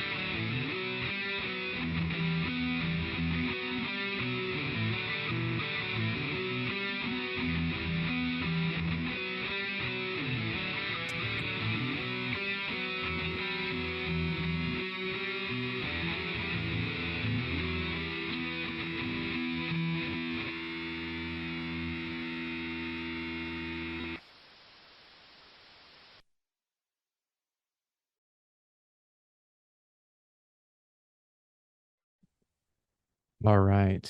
Shall we hear them back to back, or do you guys feel like we should speak to them one at a time? It might be easier to break it apart. Okay. Yeah. So let's pause between here. So that's our first track of the two.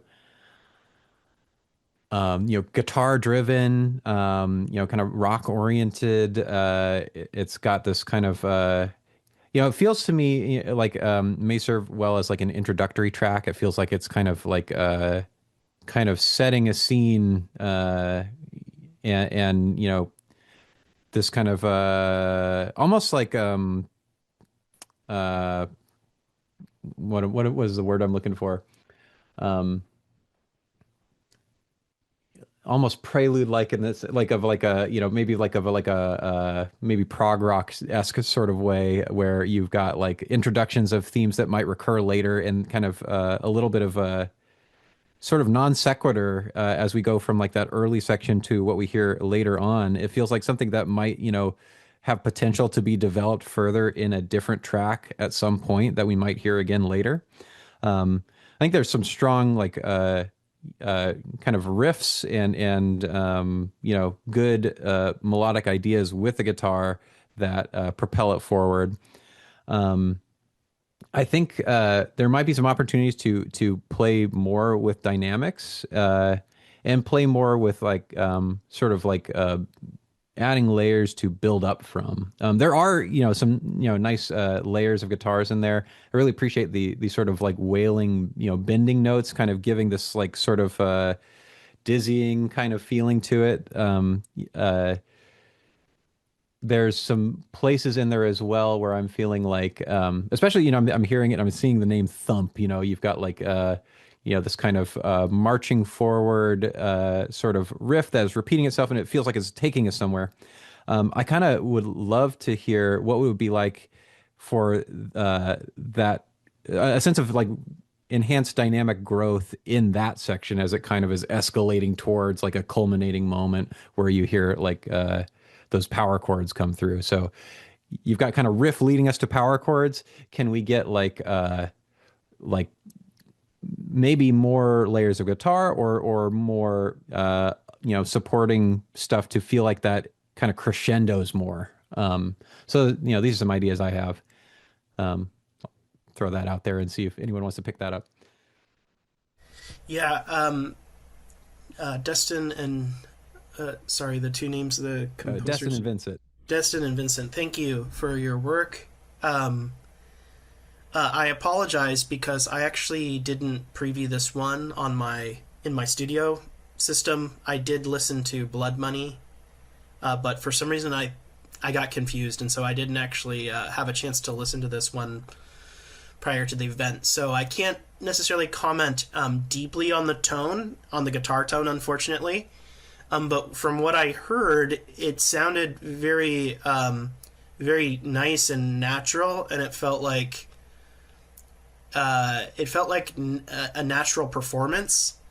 And the guitar production the electric guitar production felt very natural to me as well. Overall, the dynamics of the piece look like that there is an arc to it. I especially appreciated the portions where there felt like there was interaction between the two guitar parts, and it felt very real and it felt very human. So, I don't know how it was produced, but it felt to me like two people playing guitar in the same room together. And maybe you didn't do it that way, and if not, like even more kudos to you. But I appreciated the interaction between the two guitar parts. And also just wanted to give you guys kudos for doing electric guitar production. It's a deep process, and it's great to hear you guys focusing on the electric guitar. I think it's brave to create a piece that's just electric guitars, and yeah, I appreciated it. And the only thing I'm going to add, and because I think you both brought up a lot of good points, is a question to Dustin and Vincent about differentiating guitar tone, pedals. Was this all in the digital universe, or were you using, maybe if you said this, I missed it earlier. How are you structuring your tone, pedals, etc., with your guitar stuff to differentiate? Just curious. I believe I used one pedal the entire time. So it was mainly one tone, except for there was multiple different ways that these were recorded, I guess, the different guitar parts. So there would be different I guess settings or knob switches, whatever. So Sure. everything had every recording had a little bit of a different sound to it, but I wouldn't say it was necessarily purposeful, but that's, I guess, what ended up happening. And were you using digital amp simulators, pedals in your DAW or in your computer, or do you have physical stuff that you were miking? No, yeah, it was all mic'd up and recorded, so actual guitar pedals, yeah. Oh, right on. Okay. Well, thanks for that. Mm-hmm. Thank you. Awesome. Oh, Greg, I think you're muted if you're talking. Sorry, there we go. That came through to me that this was done with real amps and guitars and everything, even just on my laptop. So, yeah, I mean, I that human touch is really cool. Thank you. Yeah, kudos to you guys for doing that. Awesome. So we've got one more from them. Let's go ahead and get to that one. All right, back again for Blood Money now.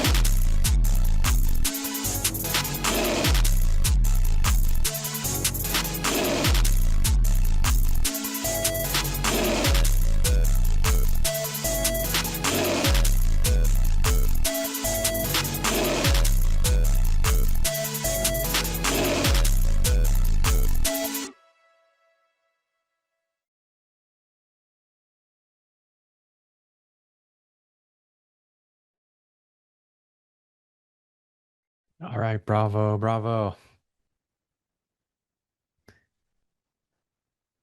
So Destin, if I recall correctly, you've got part like a little bit of a like a style model of a type of rap or hip hop production that was sort of outside of my radar.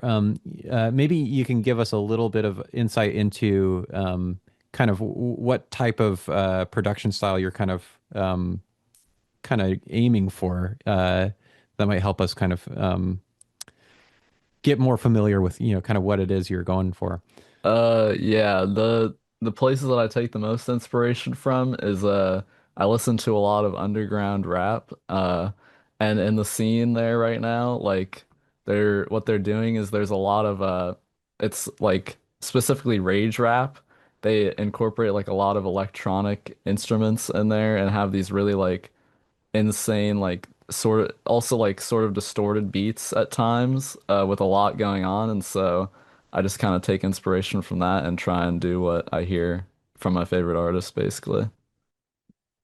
Awesome. Yeah, yeah. And this is one of the benefits of having a class like this is, you guys introduce me to all sorts of new music, keep me on my toes. I'll never run out of stuff to listen to. So, thanks for kind of sharing a little bit of that. And yeah, I can hear nice kind of emerging like a little kind of electronic gestures, a little bit of like kind of back and forth. Sometimes like you'll have like a kind of a melodic idea that sort of ad libs onto the texture, and then something like it will be kind of echoed with a little bit of a different timbre, and sometimes like fragmented. So it's like you hear a portion of that phrase, but not the entirety of that phrase. I think those are some of the really cool things that kind of stick out to me.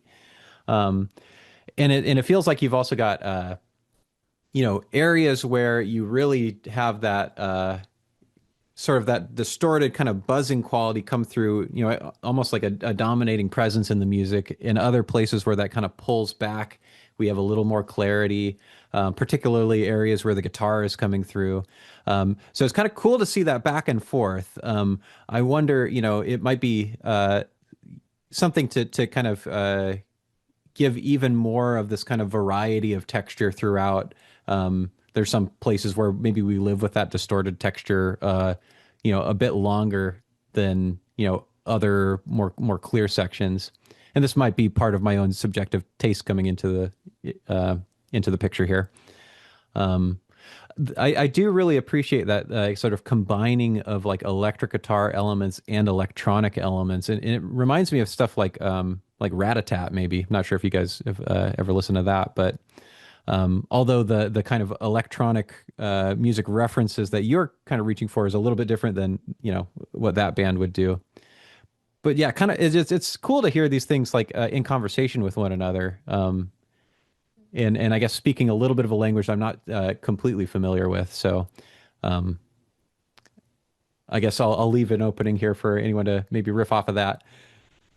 Sure. Thank you, Chris. And remind me the composers' names are Destin and Vincent. Destin and Vincent. Vincent. Thanks, guys, again for your work. Pulling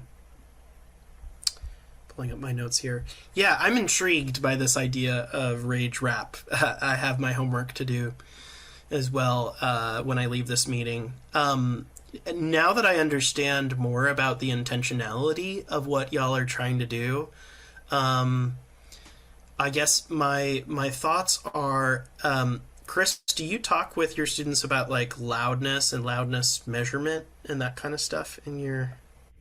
We touch on it. We don't go super deep, but talk about like dB full scale versus dB SPL, and about level matching and gain staging and stuff.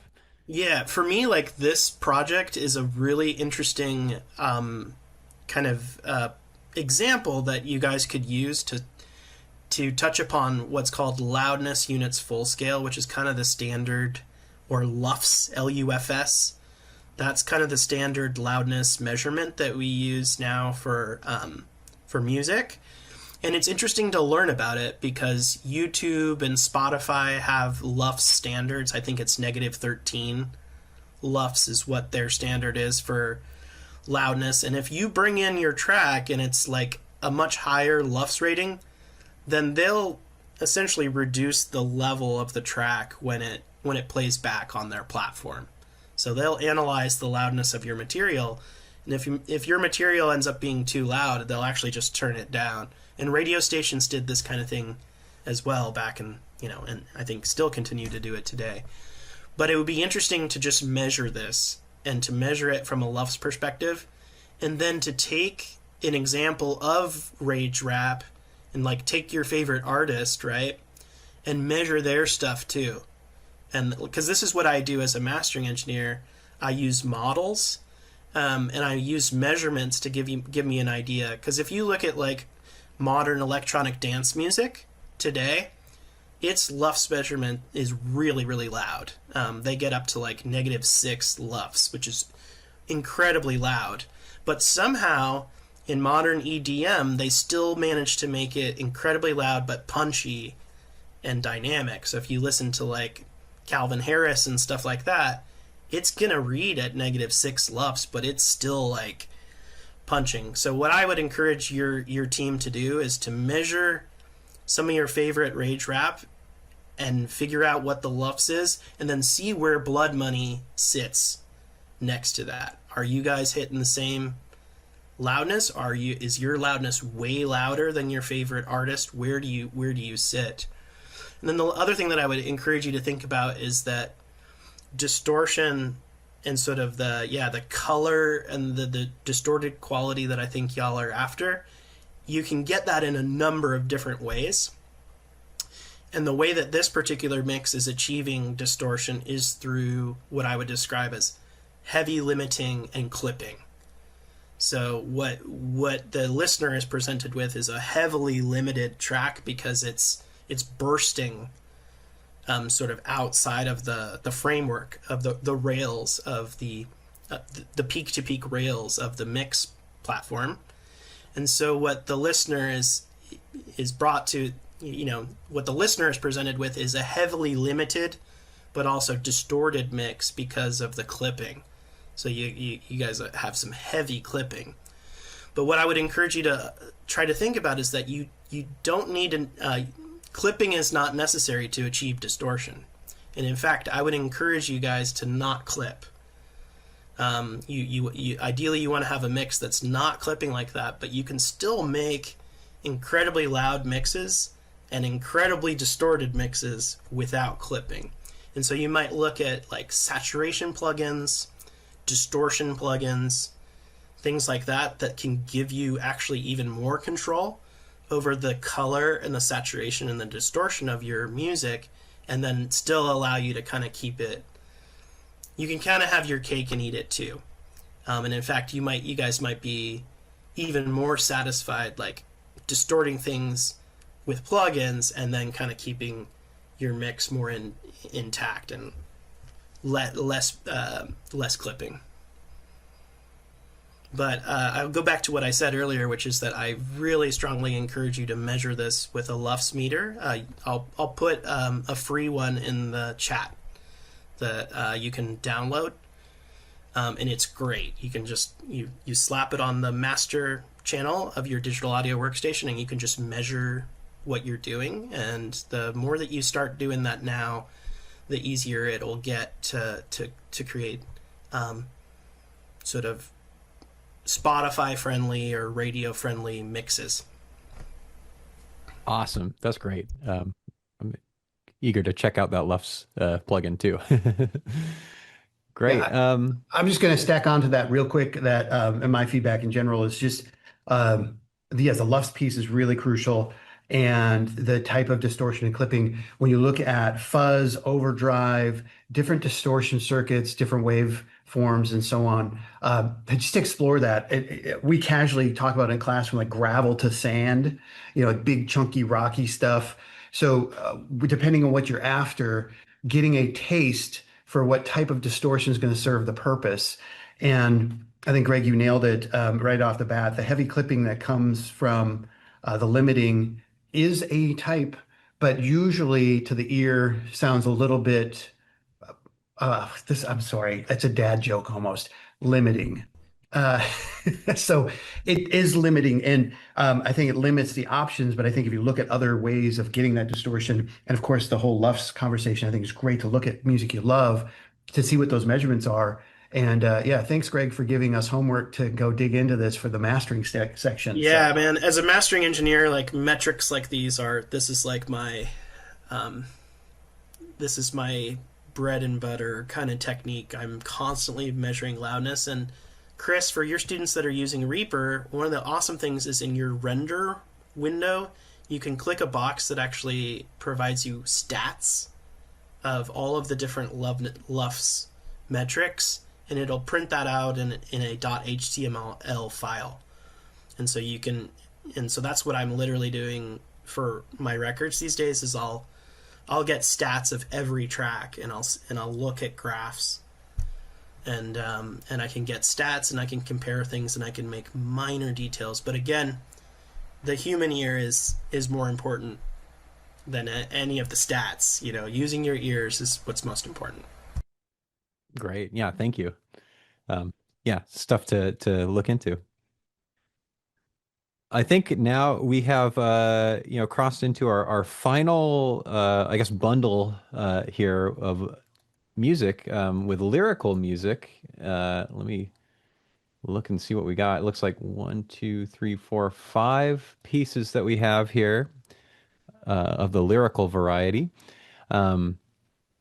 Songwriting, in art of its own, the music is one thing, but you start to pair that with words and narrative, and some amazing things can happen. Very excited to see. This gives us, I guess, students writing lyrical music in some ways like a more direct way of approaching the theme, and was really just thrilled to hear what people were able to come up with. So excited for this set. Looks like just naming them and the order that I have them here: Gilded Words, Kitchen Sink, Poets Go to War, Isn't It Rich, and Diffuse the Soul. So rolling randomly in that order to see where we will start. And it appears we're getting number 2 here. So Kitchen Sink. Open it up with Kitchen Sink. Let's see. This is from Capitol High School. We've got Carter, Ricardo, and Ian who worked on this one. Scott, anything that you can give us some insight into for this? Yeah, they were proud of, they wanted to create something original and bashing it out. And they did a number of kind of basically live takes were the way they did it. We're in Olympia, punk rock, raw stuff. Think of the 90s. They kind of captured some of that, numerous takes, and then, okay, done. We're shipping it off to the competition. So that's what you get. Awesome. Yeah, we've got some love for that with some members of my class. So this will be a fun one.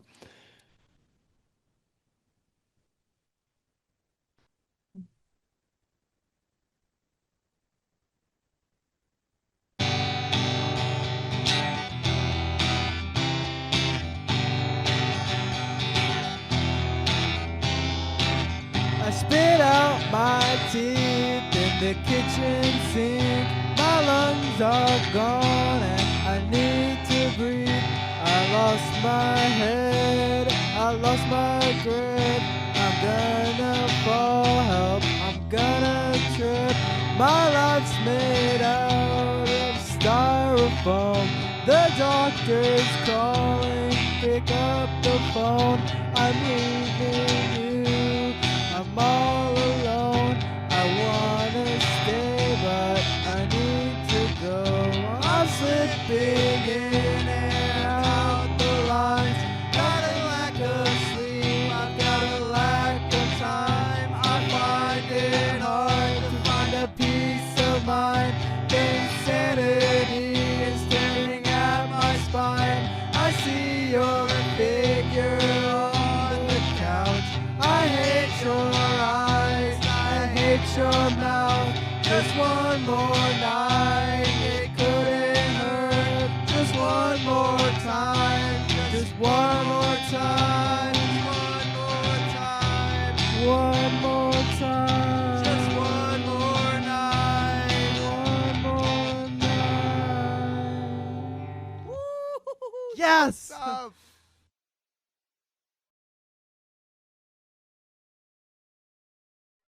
All right, there we go. Totally love that. I feel like lyrically, it does such a good job of using like kind of poetic language to kind of paint a picture. Like very illustrative. Like that just the opening line on its own. Spit out my teeth in the kitchen sink. It you can picture that. I like, yeah. I just can't get over music that sort of it tells a story, but in such a way that it's kind of through imagery that is like maybe indirect at times, but is like you can kind of catch on to the underlying feeling of it, and you can kind of relate to that in your life. So I feel like this does that really well. It's kind of got the strophic form to it where it's like kind of verse after verse after verse, but there's enough growth that it feels like moving from one verse to the next, there feels like an expansion. And partly that's achieved through like layering vocal harmony on top of one another. And it's doing that in a way that is very much in that kind of punk rock DIY ethos of like it's rough around the edges. It feels raw and human and feels like, just real people singing.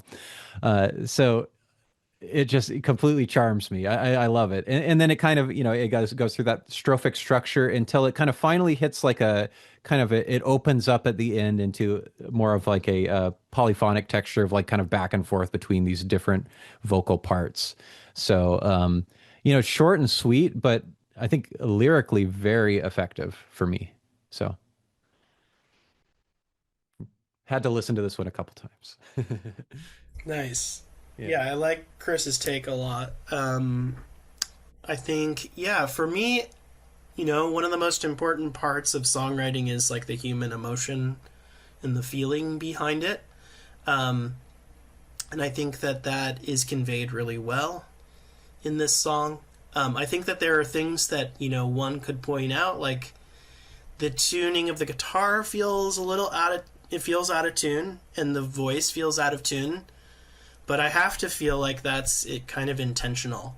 And so I don't know. But I feel like as a judge or whatever, or as someone that's analyzing the music, it's like the guitar's kind of out of tune and the vocals are out of tune, but I have to wonder if that was intentional. And it does seem to fit well with the spirit of the lyrics of the song too, which are very vulnerable. And kind of on the edge. It's kind of a cathartic kind of feeling that the song gives you, and I think certainly artists have employed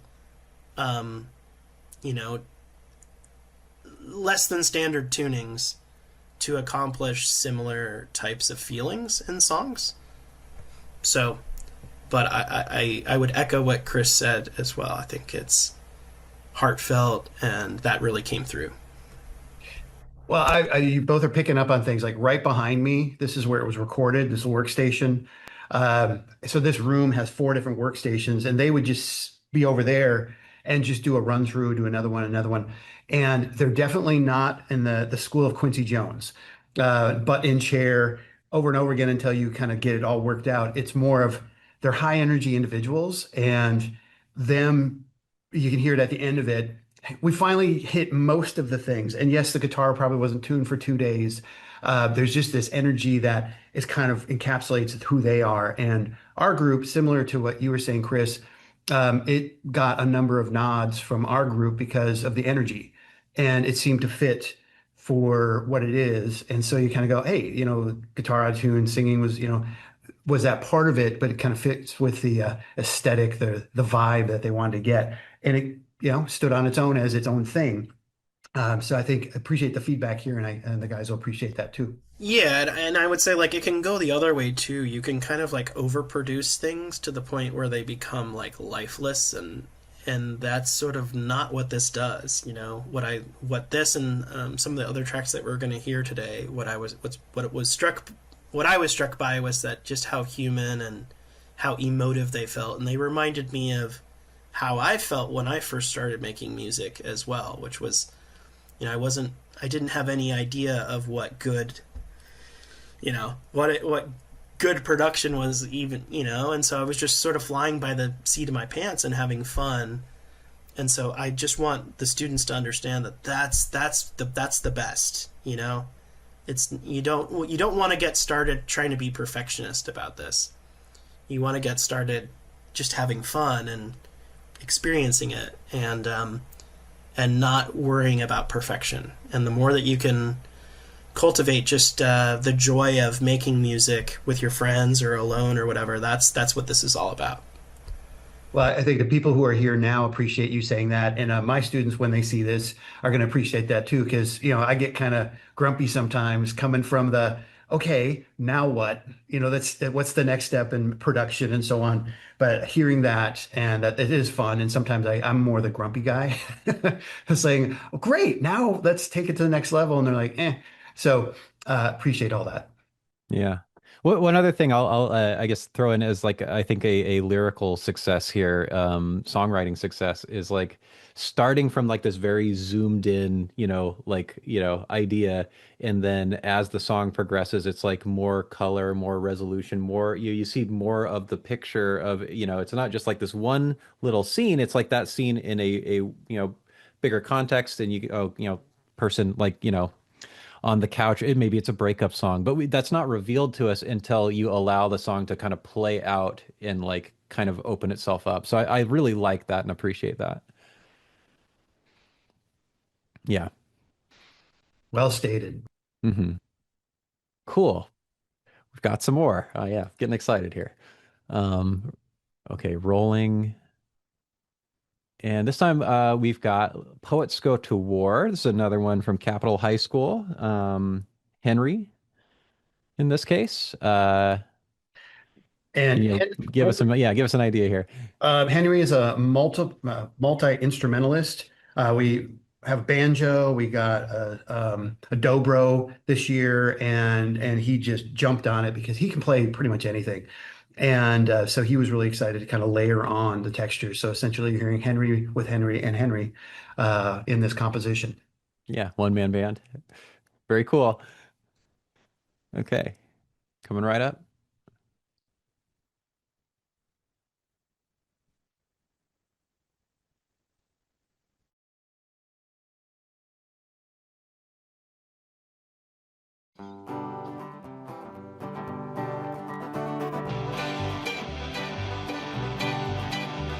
The poets write the words, the singers write the score.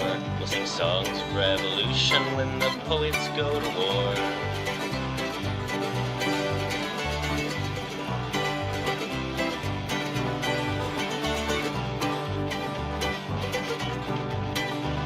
I'd rather go down swinging, knocking down the White House door, than sit inside a church and pray to God for no more war.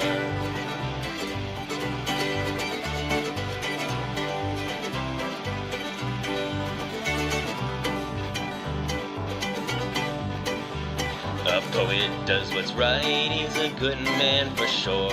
It takes a lot of evil to make a poet go to war.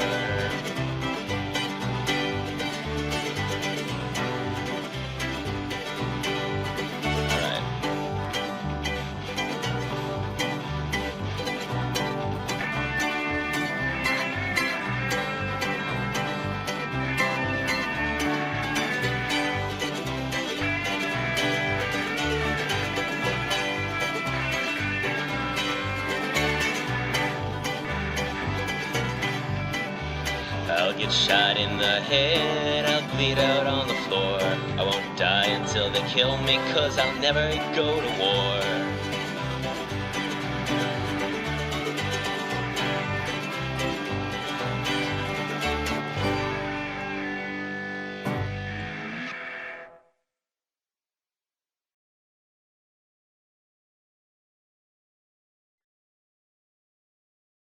All right. Yes. Hats off to Henry here. This one, I feel like, very relatable, kind of, style to it. Great showcase of his playing. Loving hearing, all the guitar work and the banjo. It feels like it's in that kind of tradition, almost of like a protest song. It's like an anti-war sort of anthem type of thing. I think about like Phil Oakes. I think about Jesse Wells, a more current songwriter. And all four people kind of exercising their voice through music in this way. So love to see it. I think that type of song is also a good opportunity to kind of go further with lyricism, go further with like storytelling with the music. So something like this could be a vehicle for like more verses and elaborating on itself. And so if Henry were to take it further or make more songs like this, I would think keep coming up with ideas, keep finding ways to say more lyrically with it, and this type of music supports it well. On I guess a kind of composition arrangement level, really like hearing that guitar solo come through. I wish that kind of was a little more clear and present. Hearing it this time around, I felt like it was a little bit tucked back. I also really like the kind of sort of commenting on, kind of like, all right, then, or like, okay, he's kind of like speaking to himself before he kind of kicks into the solo. I think that's a very fun thing to hear. At the end of that, I almost would wish like maybe that idea kind of bleeds over into the start of the next verse. So like there's a little bit of it carrying through, but then the verse kind of dovetails as we come back to lyrics. So I think there's a lot of strong ideas here, and it just invites me to kind of think about like other music that does this well, and maybe some other possibilities of pushing it further. Nice. Thank you, Chris. Those were some really great feedback. Henry, thank you so much for your song. Pull up my notes here. I really like this song a lot. It was really a cool and intriguing song for me.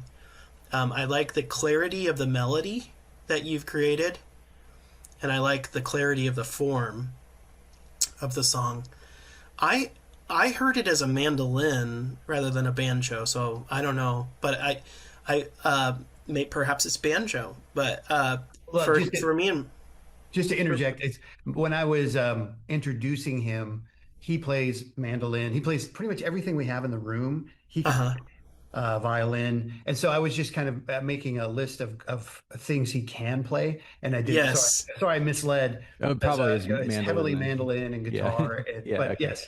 And, but like the mandolin and the bass, they function as a rhythm section in this song, and they're keeping this very steady thumping tempo to the arrangement. And what I think is really cool about it is that it allows Henry to incorporate other instruments in that kind of get wildly and feel intentionally out of sync with that core rhythm section. And so like when the guitar solo comes in, not only is it a bit of a surprise, but it seems to just sort of float in a rather chaotic way against the backdrop of the mandolin and the bass, keeping this like steady thumping tempo to it. And I think that's really cool how you can have when you have a tight rhythm section like that, it allows other instruments to just kind of float, and it's kind of nice for the ears to hear things kind of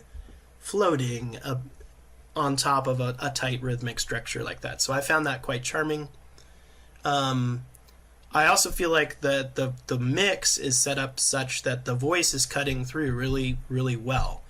At all times when Henry is singing, we can understand the words, and the words to the song and the voice are the most important part of the mix. So it was really nice to hear that as well. There are some things in the mix balance that are kind of skewed that I would point out, like the distorted guitar is very quiet, and it feels a little bit strange in the sense that usually we think of an electric guitar as being this loud instrument, but it feels also intentional, like it's a decision to make that electric guitar sound distant.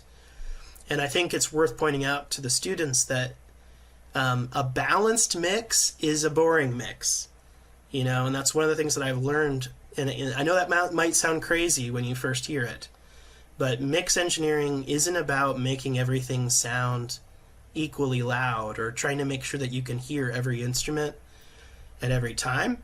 Mix engineering is an art form that can be purposely imbalanced. And I think that the use of the electric guitar as being what to me I feel is purposely imbalanced, and it's quite soft. I find that charming, and I think it makes the mix stronger, that it's not, that it... and I think that when the electric guitar is up front and it's soloing, we can hear it. And so, yeah, I liked the mix. Excellent. Excellent. Scott, you want anything to add there? No, you know, we talk about this, and he had a mix with the vocals. We're kind of sitting too far back, and he, you know, made another mix for the final submission, and like way better. He's way happier with that. So he'll appreciate hearing that. And again, all the comments, he's really going to enjoy hearing that, and that'll help him. Thank you. Wonderful. Okay. 3 to go. And looks like Gilded Words coming up next. This is our last from Capitol High School here. Gilded Words. And, we've got Josh and Harrison on this one. Scott, anything that you can say to introduce it? They wanted to win. They worked this song over and over again. And from day one, they're like, we're focused on creating something undeniable. And at Capitol, when we did an internal choosing, voting, etc., 50% of all the scores went to this one composition. And the rest of the 50% was divided up by the other 5 that we hear here. And we're fortunate to have a lot of really good musicians in class, and some that weren't represented in here, of course, are incredible too. But they were really motivated, sought input, and just kept working it and working it. They're more of the Quincy Jones school, the butt power, butt in chair, keep going. And so that's it for my intro for them. Awesome. Yeah, very excited to hear this one.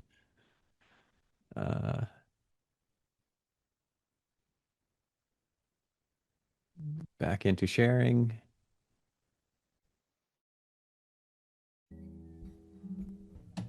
Yeah, I was getting to it.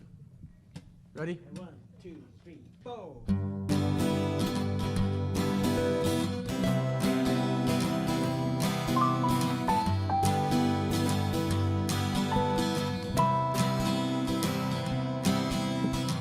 I really wish that I knew you before you forgot who you were. Had to hear it from our friends. Man, that left me thinking of a different girl. It's crazy by coincidence. Grew apart, fell into different worlds. Now I sit here all alone, wondering where you've been. Where you are now.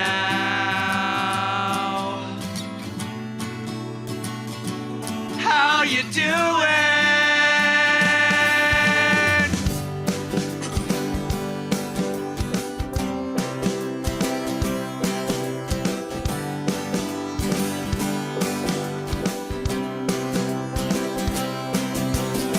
I sit here and watch the clock, waiting for this stomach not to pass, looking up at the sky, wondering why this time moves so damn fast. Cause now you're an afterthought, a silhouette, a ghost of ruin, of who and what I used to be. I'm breaking free, I'm forming new connections. I'm changing what I'm meant to be. I'll let you know when I'm done. I'm doing it for me. Yeah, I'm doing it for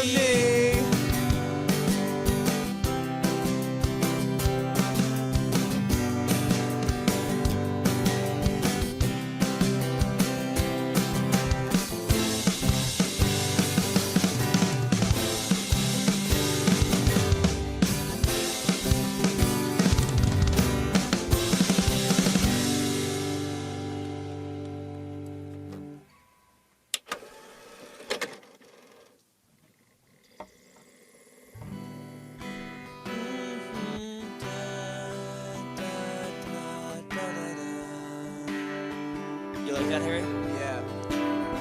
Wait, what was the prompt again? Everything has a cost. Oh, right. Everything has its cost.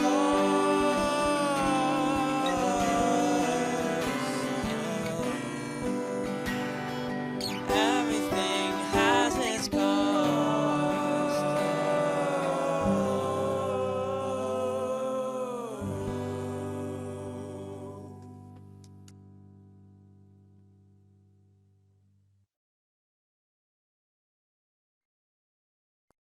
All right, absolutely love that.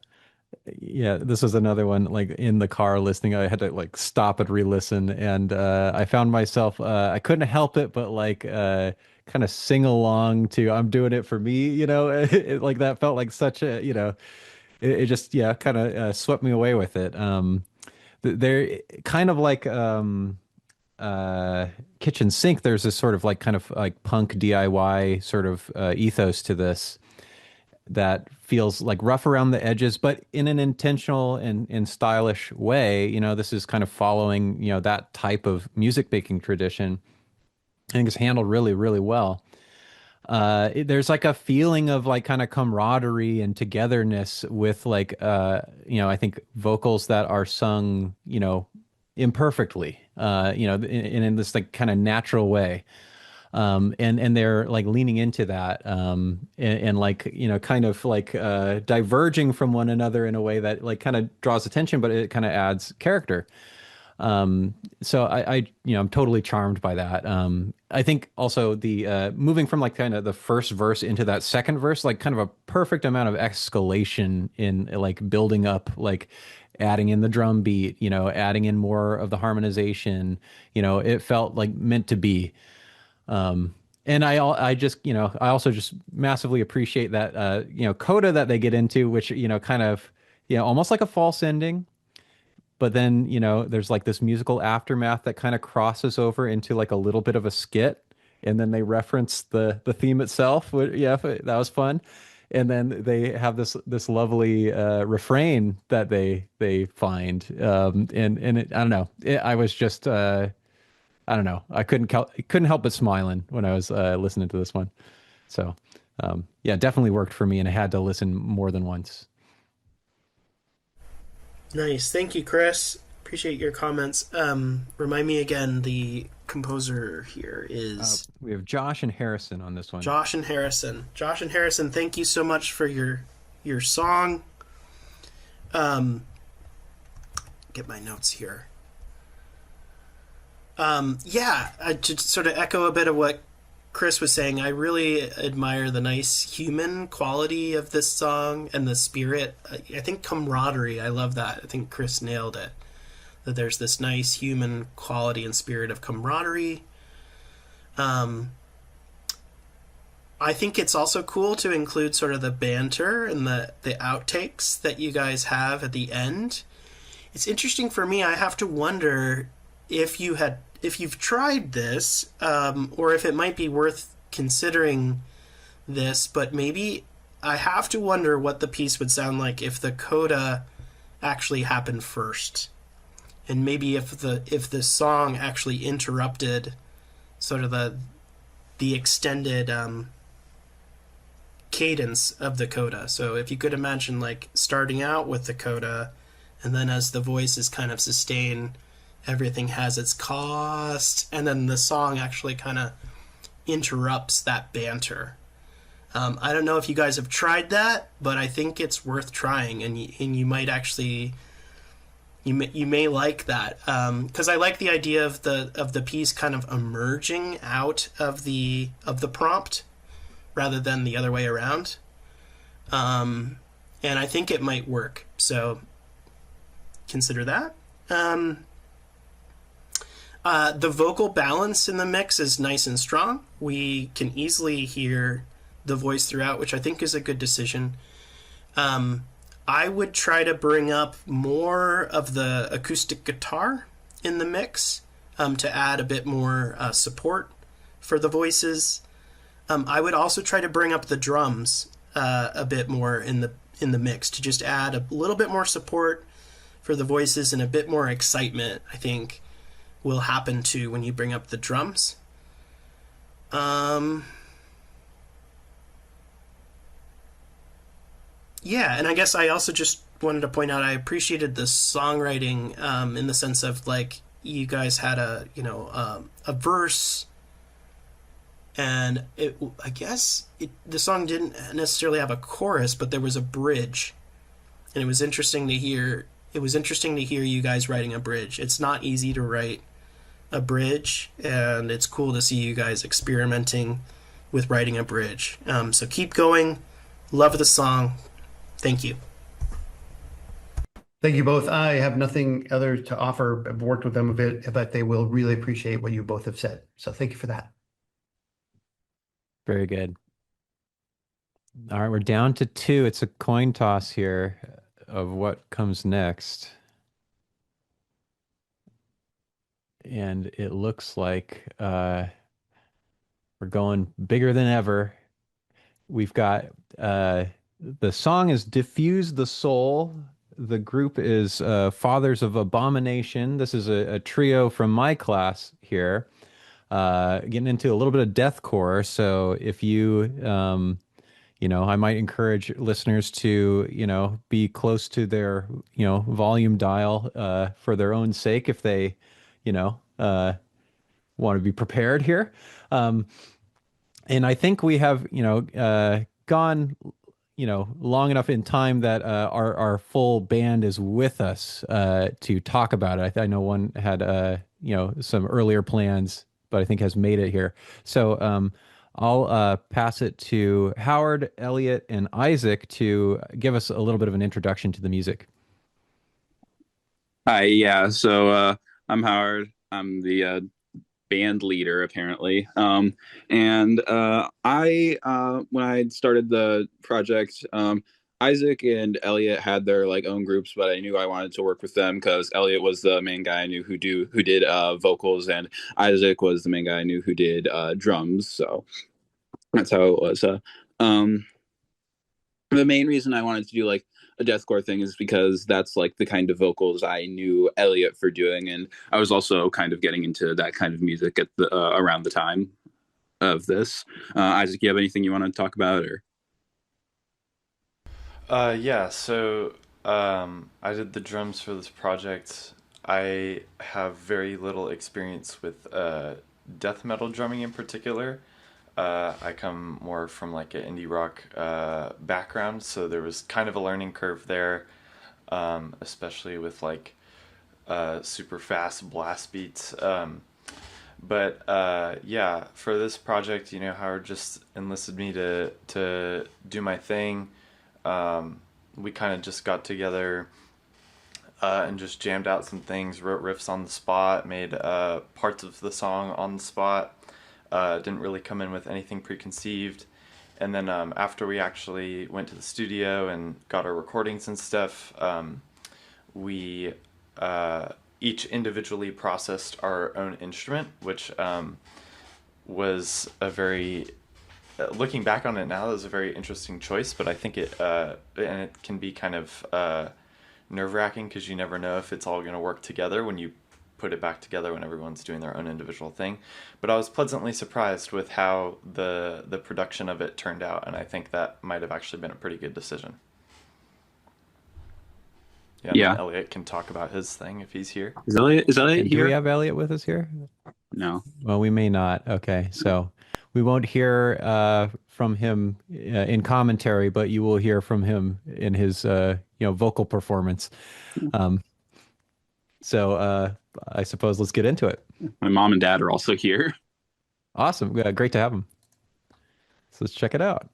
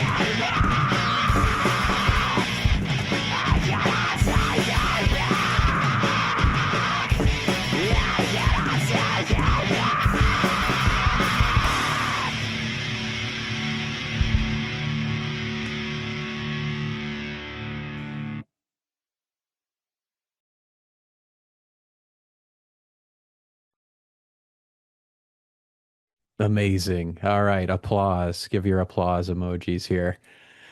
Uh, this is music that we don't, get a whole lot of, through the Wannick program, but you guys have kind of been, I guess, ambassadors of this music and have like helped us to acquire the taste for it. And I think you're handling it well. It is difficult music to play and difficult music to perform well, but you guys, you pulled off a killer performance here.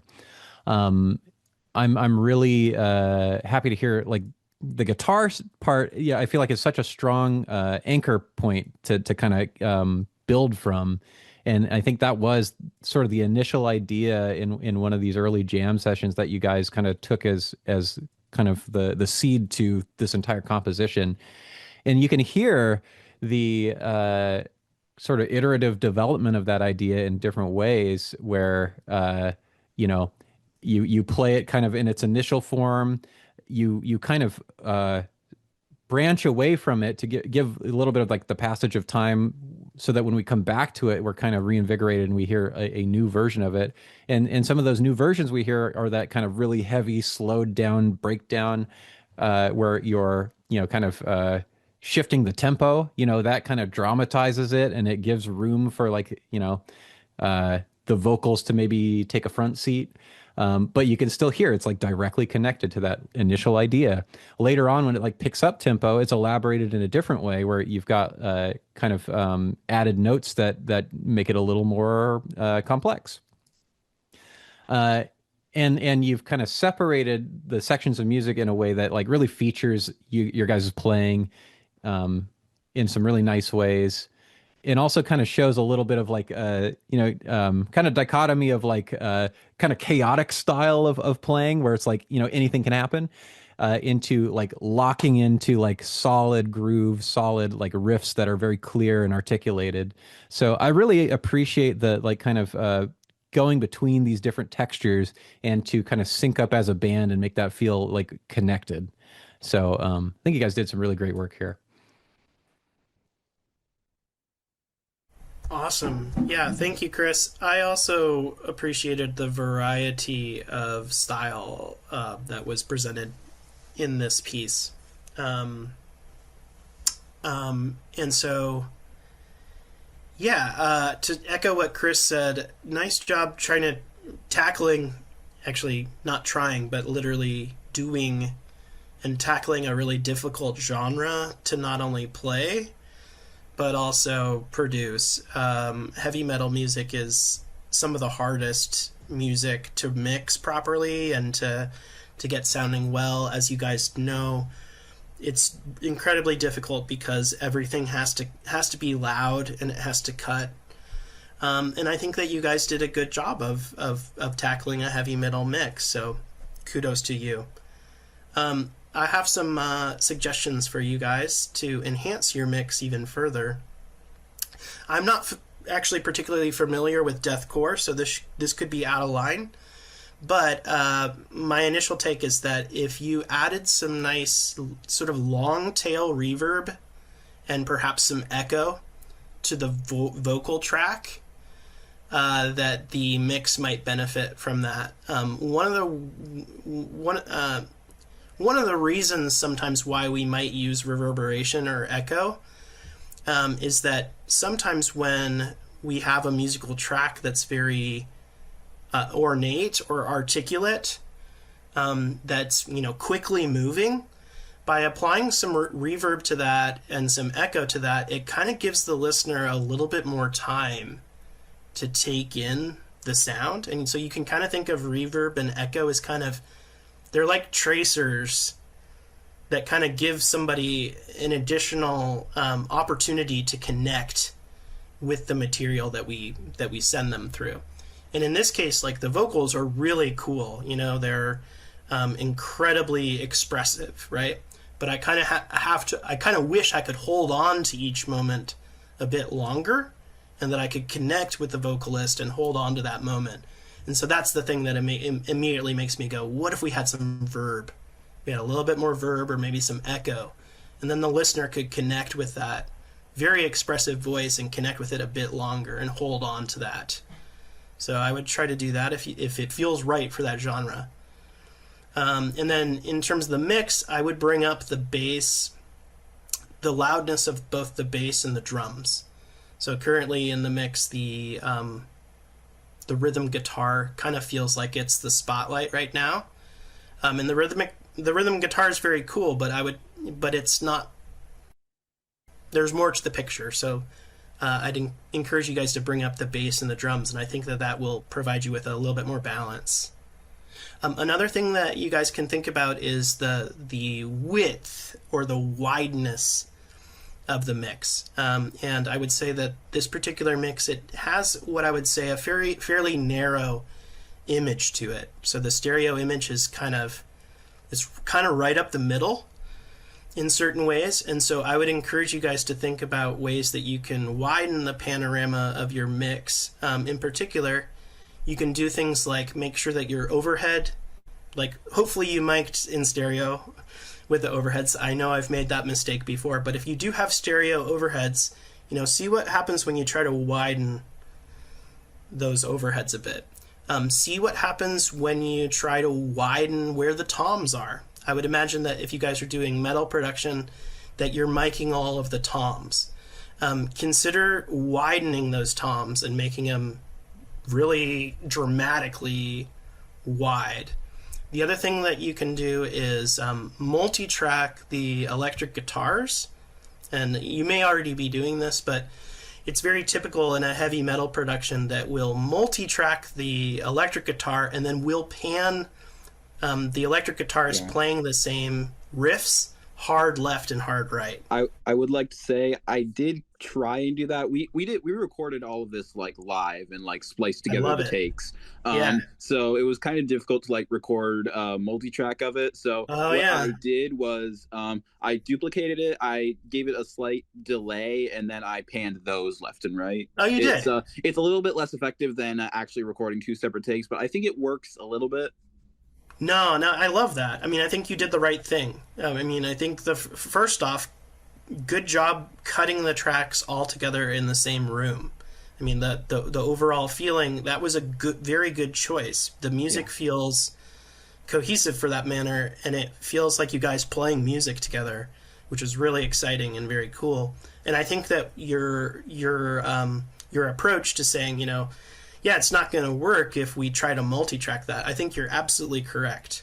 But I think maybe what you might want to do is just kind of go back to that sentiment that you had, which was to double it and widen it, and just maybe double check that I don't know, maybe I just didn't catch that when I listened to it. But I guess what I would encourage you to do is try to make that effect of it being doubled and widened. Just try to bring that out even more. Okay. And then also keep in mind what I said is like when you double that electric guitar, it's going to be louder, right? And the drums and the drums and the bass need more power. So be careful, because when you double that, when you focus on enhancing the doubling, you might end up bringing up the power of the electric guitar even more. So just be careful. Yeah. All right. But overall, I really appreciated it. I mean, if you want to learn a lot, keep playing heavy metal and keep trying to produce it. It's the most difficult genre I've ever worked in. So keep going. Cool. Isaac, I see you've got something to say here. Get you back in. Yeah, I'd like to respond a little bit. I do actually, thinking about it now, I really agree with you, Greg, about the track benefiting from like some reverb on the vocals. I was kind of thinking in my head of some moments in our song that could benefit from that. Maybe not the entire time, but certain moments that are emphasized with reverb, and then do some sort of like automation sort of thing there, and maybe mess around with only like it being emphasized only. Like the main example was kind of thinking back to our very slow breakdown, and then Elliot lets out like this roar, and I think that part would really benefit from that. So I will definitely like and to articulate it even to a finer detail, it's like I think what you need are not early reflections, right? So reverb consists of early reflections and then late reflections. And I think your team should maybe consider actually shying away from those early reflections, because they're just going to kind of muddy the voice, but just have a reverb that's just doing a lot of late, that sounds cavernous and sort of echoey, and it doesn't take away. And you can use things like pre-delay and things like that, but again, I think that likely what you should do is like attenuate or turn down early reflections and just focus on this kind of fantastical cavernous reverb that gives the vocalist this almost fantastic kind of quality. Yeah, you hear that in like black metal, like the closest thing. When I heard this, I go, oh, okay, this sounds kind of like black metal, but I don't know. You guys mentioned a genre, so deathcore, I think is deathcore. That's where Elliot mostly. That's what Elliot mostly does. I was more thinking of like earlier '90s, or not just general '90s death metal, like Cannibal Corpse, that kind of stuff. Yeah. But that's more what Elliot's vocal style is, deathcore. Yeah. Well, I mean, I can't think of a better example of something. Reference your stuff against Cannibal Corpse. And kind of see where your vocals are sitting. Just check it out, see what other people are doing in that genre. Yeah. And good job. Awesome. And I just want to throw in there a couple things that, Greg, you were talking about with the mixing. And when I was at Evergreen, friends of mine were in a band, similar style music, 2 guitars. So they had the benefit of having 2 guitars, so we could pan those left and right. But trying to get through the metal mush in the mix, it's just a wall of sound. And so trying to be able to differentiate, to me, my oversimplistic way of like, if I close my eyes, I can point to where the instruments are in the mix, and if it's well articulated and put together. And this is some of the hardest stuff to do. And so carving out, like, for instance, the kick drum and the bass, like you carve out frequencies that if you just isolate the track, if you're in the control room and the bass player comes in like, "Ooh, can I hear my track?" You're like, you don't want to hear it because it doesn't sound good on its own. But in the mix, it works because you have to carve out some frequencies, say out of the kick pedal and the bass, so that the thump is happening, on the 2s or 4s or whatever. It sounds big. And anyway, it's carving out these spaces and the frequencies to get them to all play nice when you have such a wall of sound coming at you. And that's hard. And so to me, it's like doing a little bit of research of like, how do people like Greg do this? Where do they hunt down frequencies to kind of take away and take in either overtones or other instruments fill in so we feel like we're hearing that, but it sounds homogeneous in a good way, like it's all working together. And just piling everything on top doesn't work. You have to carve things out, and that's an art form. That's a trick. That's Yeah. And I would just follow up like Scott and Chris, like if you guys want me to come by and we can have a more hands-on look at some of these things, because like you said, it's very hard, especially in this limited amount of time, to go, you should be doing this. But if you guys want me to come by and help your students more directly, I'd be happy to swing by and we can talk about these kind of things in more detail. Awesome. Well, thank you for the offer there. Yeah, thank you. I think we are now down to the final piece of music that we have to listen to. So we have a send-off from, I guess, just as luck would have it, our outlier student, one from neither my class nor Scott's, Anea, from Scott, remind me what school? There's the microphone. Lindbergh High School in Renton. All right. Do we have Anea with us here? I don't think so. I have no way of contacting her. So Jim sent us this file, and the student, it sounds like the competition was announced to the class and then nobody really followed up, or something happened with a different teacher. And then at the end of it, all of a sudden this file appeared at the last minute because we didn't think anything was coming from that school. And so here it is. And I will make sure Jim, this will be on the website when we're done. I'll annotate the YouTube video, which will have the stuff, and we'll make sure that gets back to Lindbergh.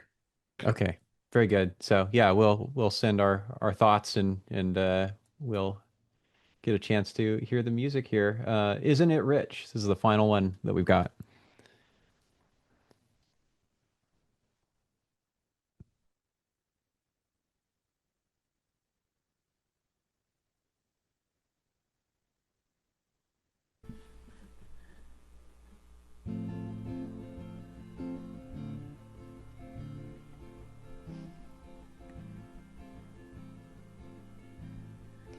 Hold up your trophy, you won something big.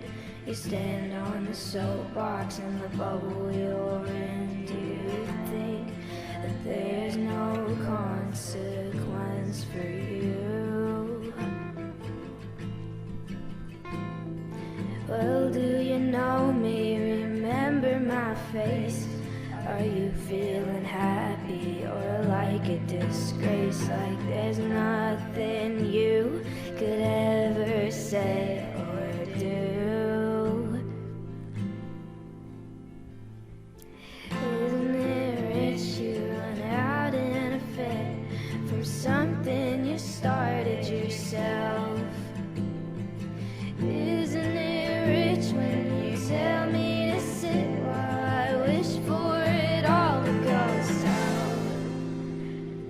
Isn't it rich when you tell me to shut my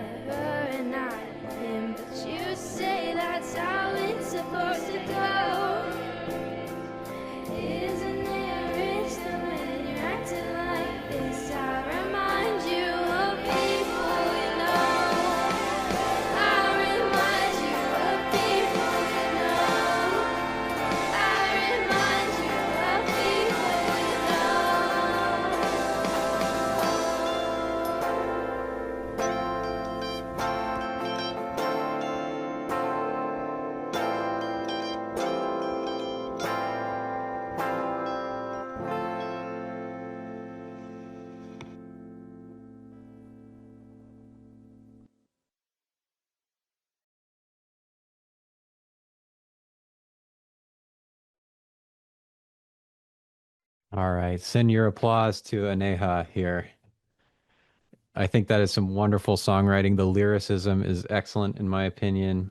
Uh, just like many, many moments that just kind of resonate well. You're on your soapbox, in the bubble you're in. Just like kind of pairs of imagery that are saying different things, but they're kind of using, kind of poetic language to like kind of make a connection across those ideas. There's a sense of consequence, literally, another lyric in there. There's sort of a feeling of kind of a loss, that like kind of recurring lyric of "Isn't it rich?" I think is handled in a bunch of different ways really well. Isn't it rich to fill in the blank? It's like kind of elaborating on this central idea that connects very very well to the theme, but then that kind of becomes like sort of reused in kind of a different melodic way later on. So like different ways to kind of take that same recurring idea and handle it in different musical ways. Love to hear it. Uh, you know, just other just I think kind of just glimpses of lyrics that just kind of stick out and kind of grab me in an effective way. Wish for it all to go south. What did it cost? And then eventually kind of arriving at the end at this lyric that they choose to repeat. I'll remind you of people really evocative. I feel like it draws me in, and kind of tells a story that I think is relatable. And a lot of kind of attention to detail in it. I think also a success of this one is the use of dynamics and how that complements the form, where it's not just verses recurring and feeling like it's like a restatement or even if the lyrics kind of extend the idea. The lyrics extend the idea and the dynamics support the extension of that idea by getting bigger. So it feels like each time, we return to an idea, it's expanding and it feels like the song is kind of, finally reaches an apex and then kind of has this sort of aftermath to it. So, really drew me in and, felt like was handled really well on that kind of, compositional structural level as well as the lyrical level. On a mixed level, I think it is definitely doing stuff with stereo, but a little bit, imbalanced for me, where I'm hearing more energy on the left side. Greg, you had mentioned, okay, you use like an imbalanced mix in the right way, it can be, something to strive for, or it can, give some more personality to a piece of music.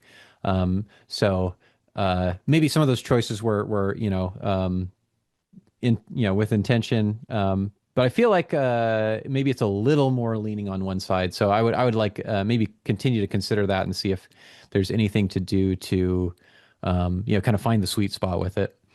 But was really captivated by this song. So that's what I'll say.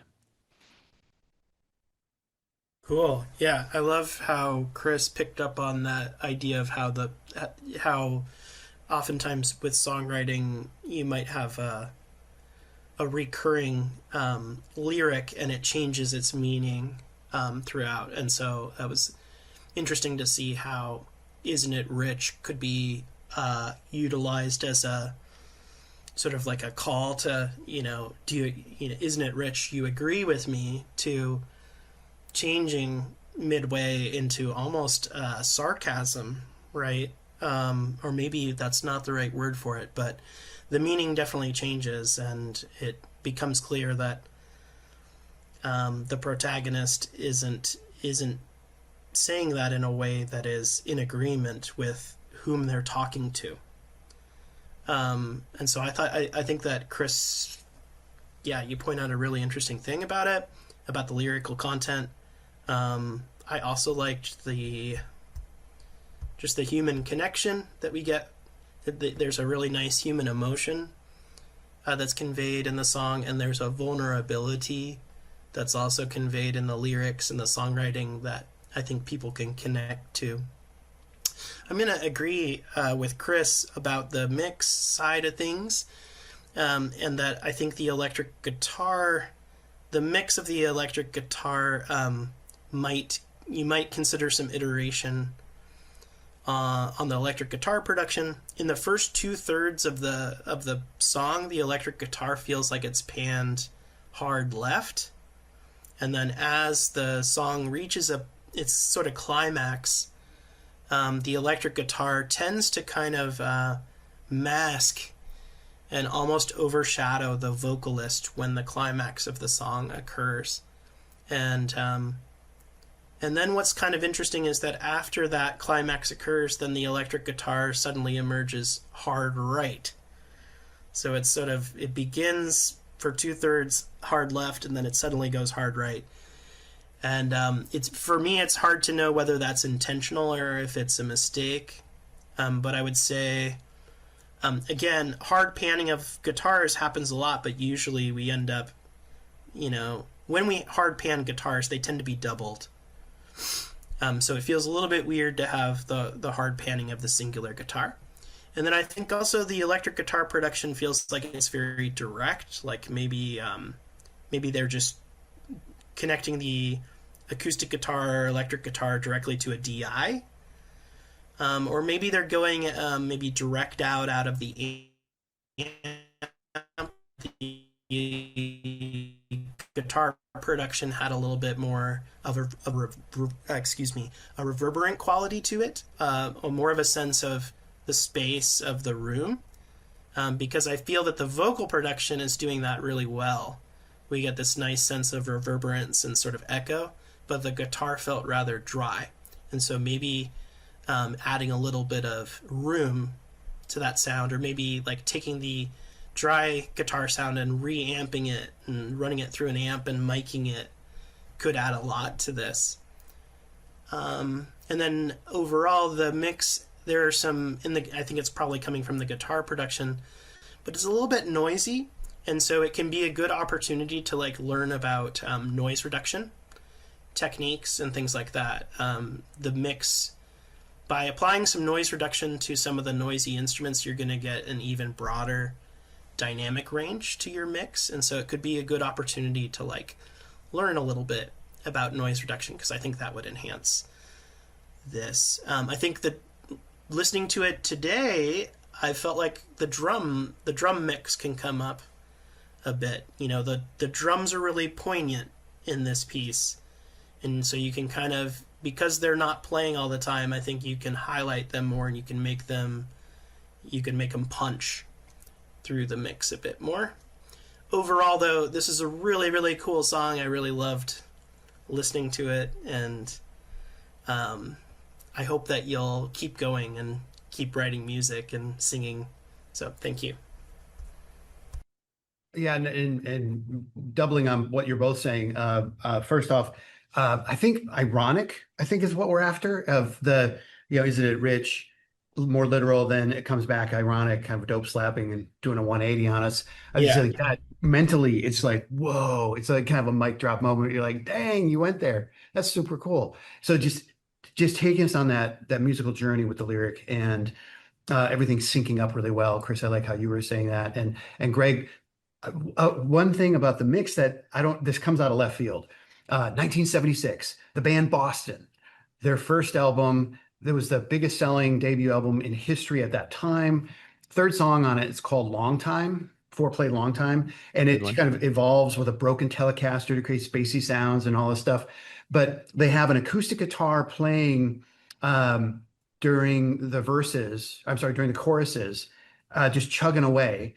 And the last time we hear it, when there's an ironic kind of twist, it's an electric guitar playing the same part, but full on electric.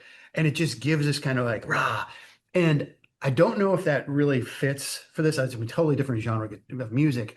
But the idea of switching out, the acoustic's doing something and the electric comes in, I couldn't help but think about that and wondering if that, with the the composer, creator of this, thinking about that kind of switch. So if they go back and listen to that, Boston's first album, the third track, and how that evolves musically, if that would be something that would be like, ooh, because it just between the ironic twist on Isn't It Rich and then the musicality of like how it's moving across with the song, if that bait and switch kind of thing would be something that would elevate it, because it seemed like it was going there sort of with the electric guitar coming in and kind of playing around. The acoustic was still there, but I'm like, if you switched it out or anyway. Yeah, and maybe it's that additional kind of drive and things that is going on that ends up kind of making the electric guitar kind of louder in that climax as well. Right, because if you did some substitution and replacement with that more aggressive, or like electric guitars got a little more of a different energy, a higher energy or whatever, and kind of pushing that over the top, maybe that would be something. But thank you, you both. I have nothing else to say other than that. So incredible piece. Yeah, wonderful. Yeah, got something here. Keep going.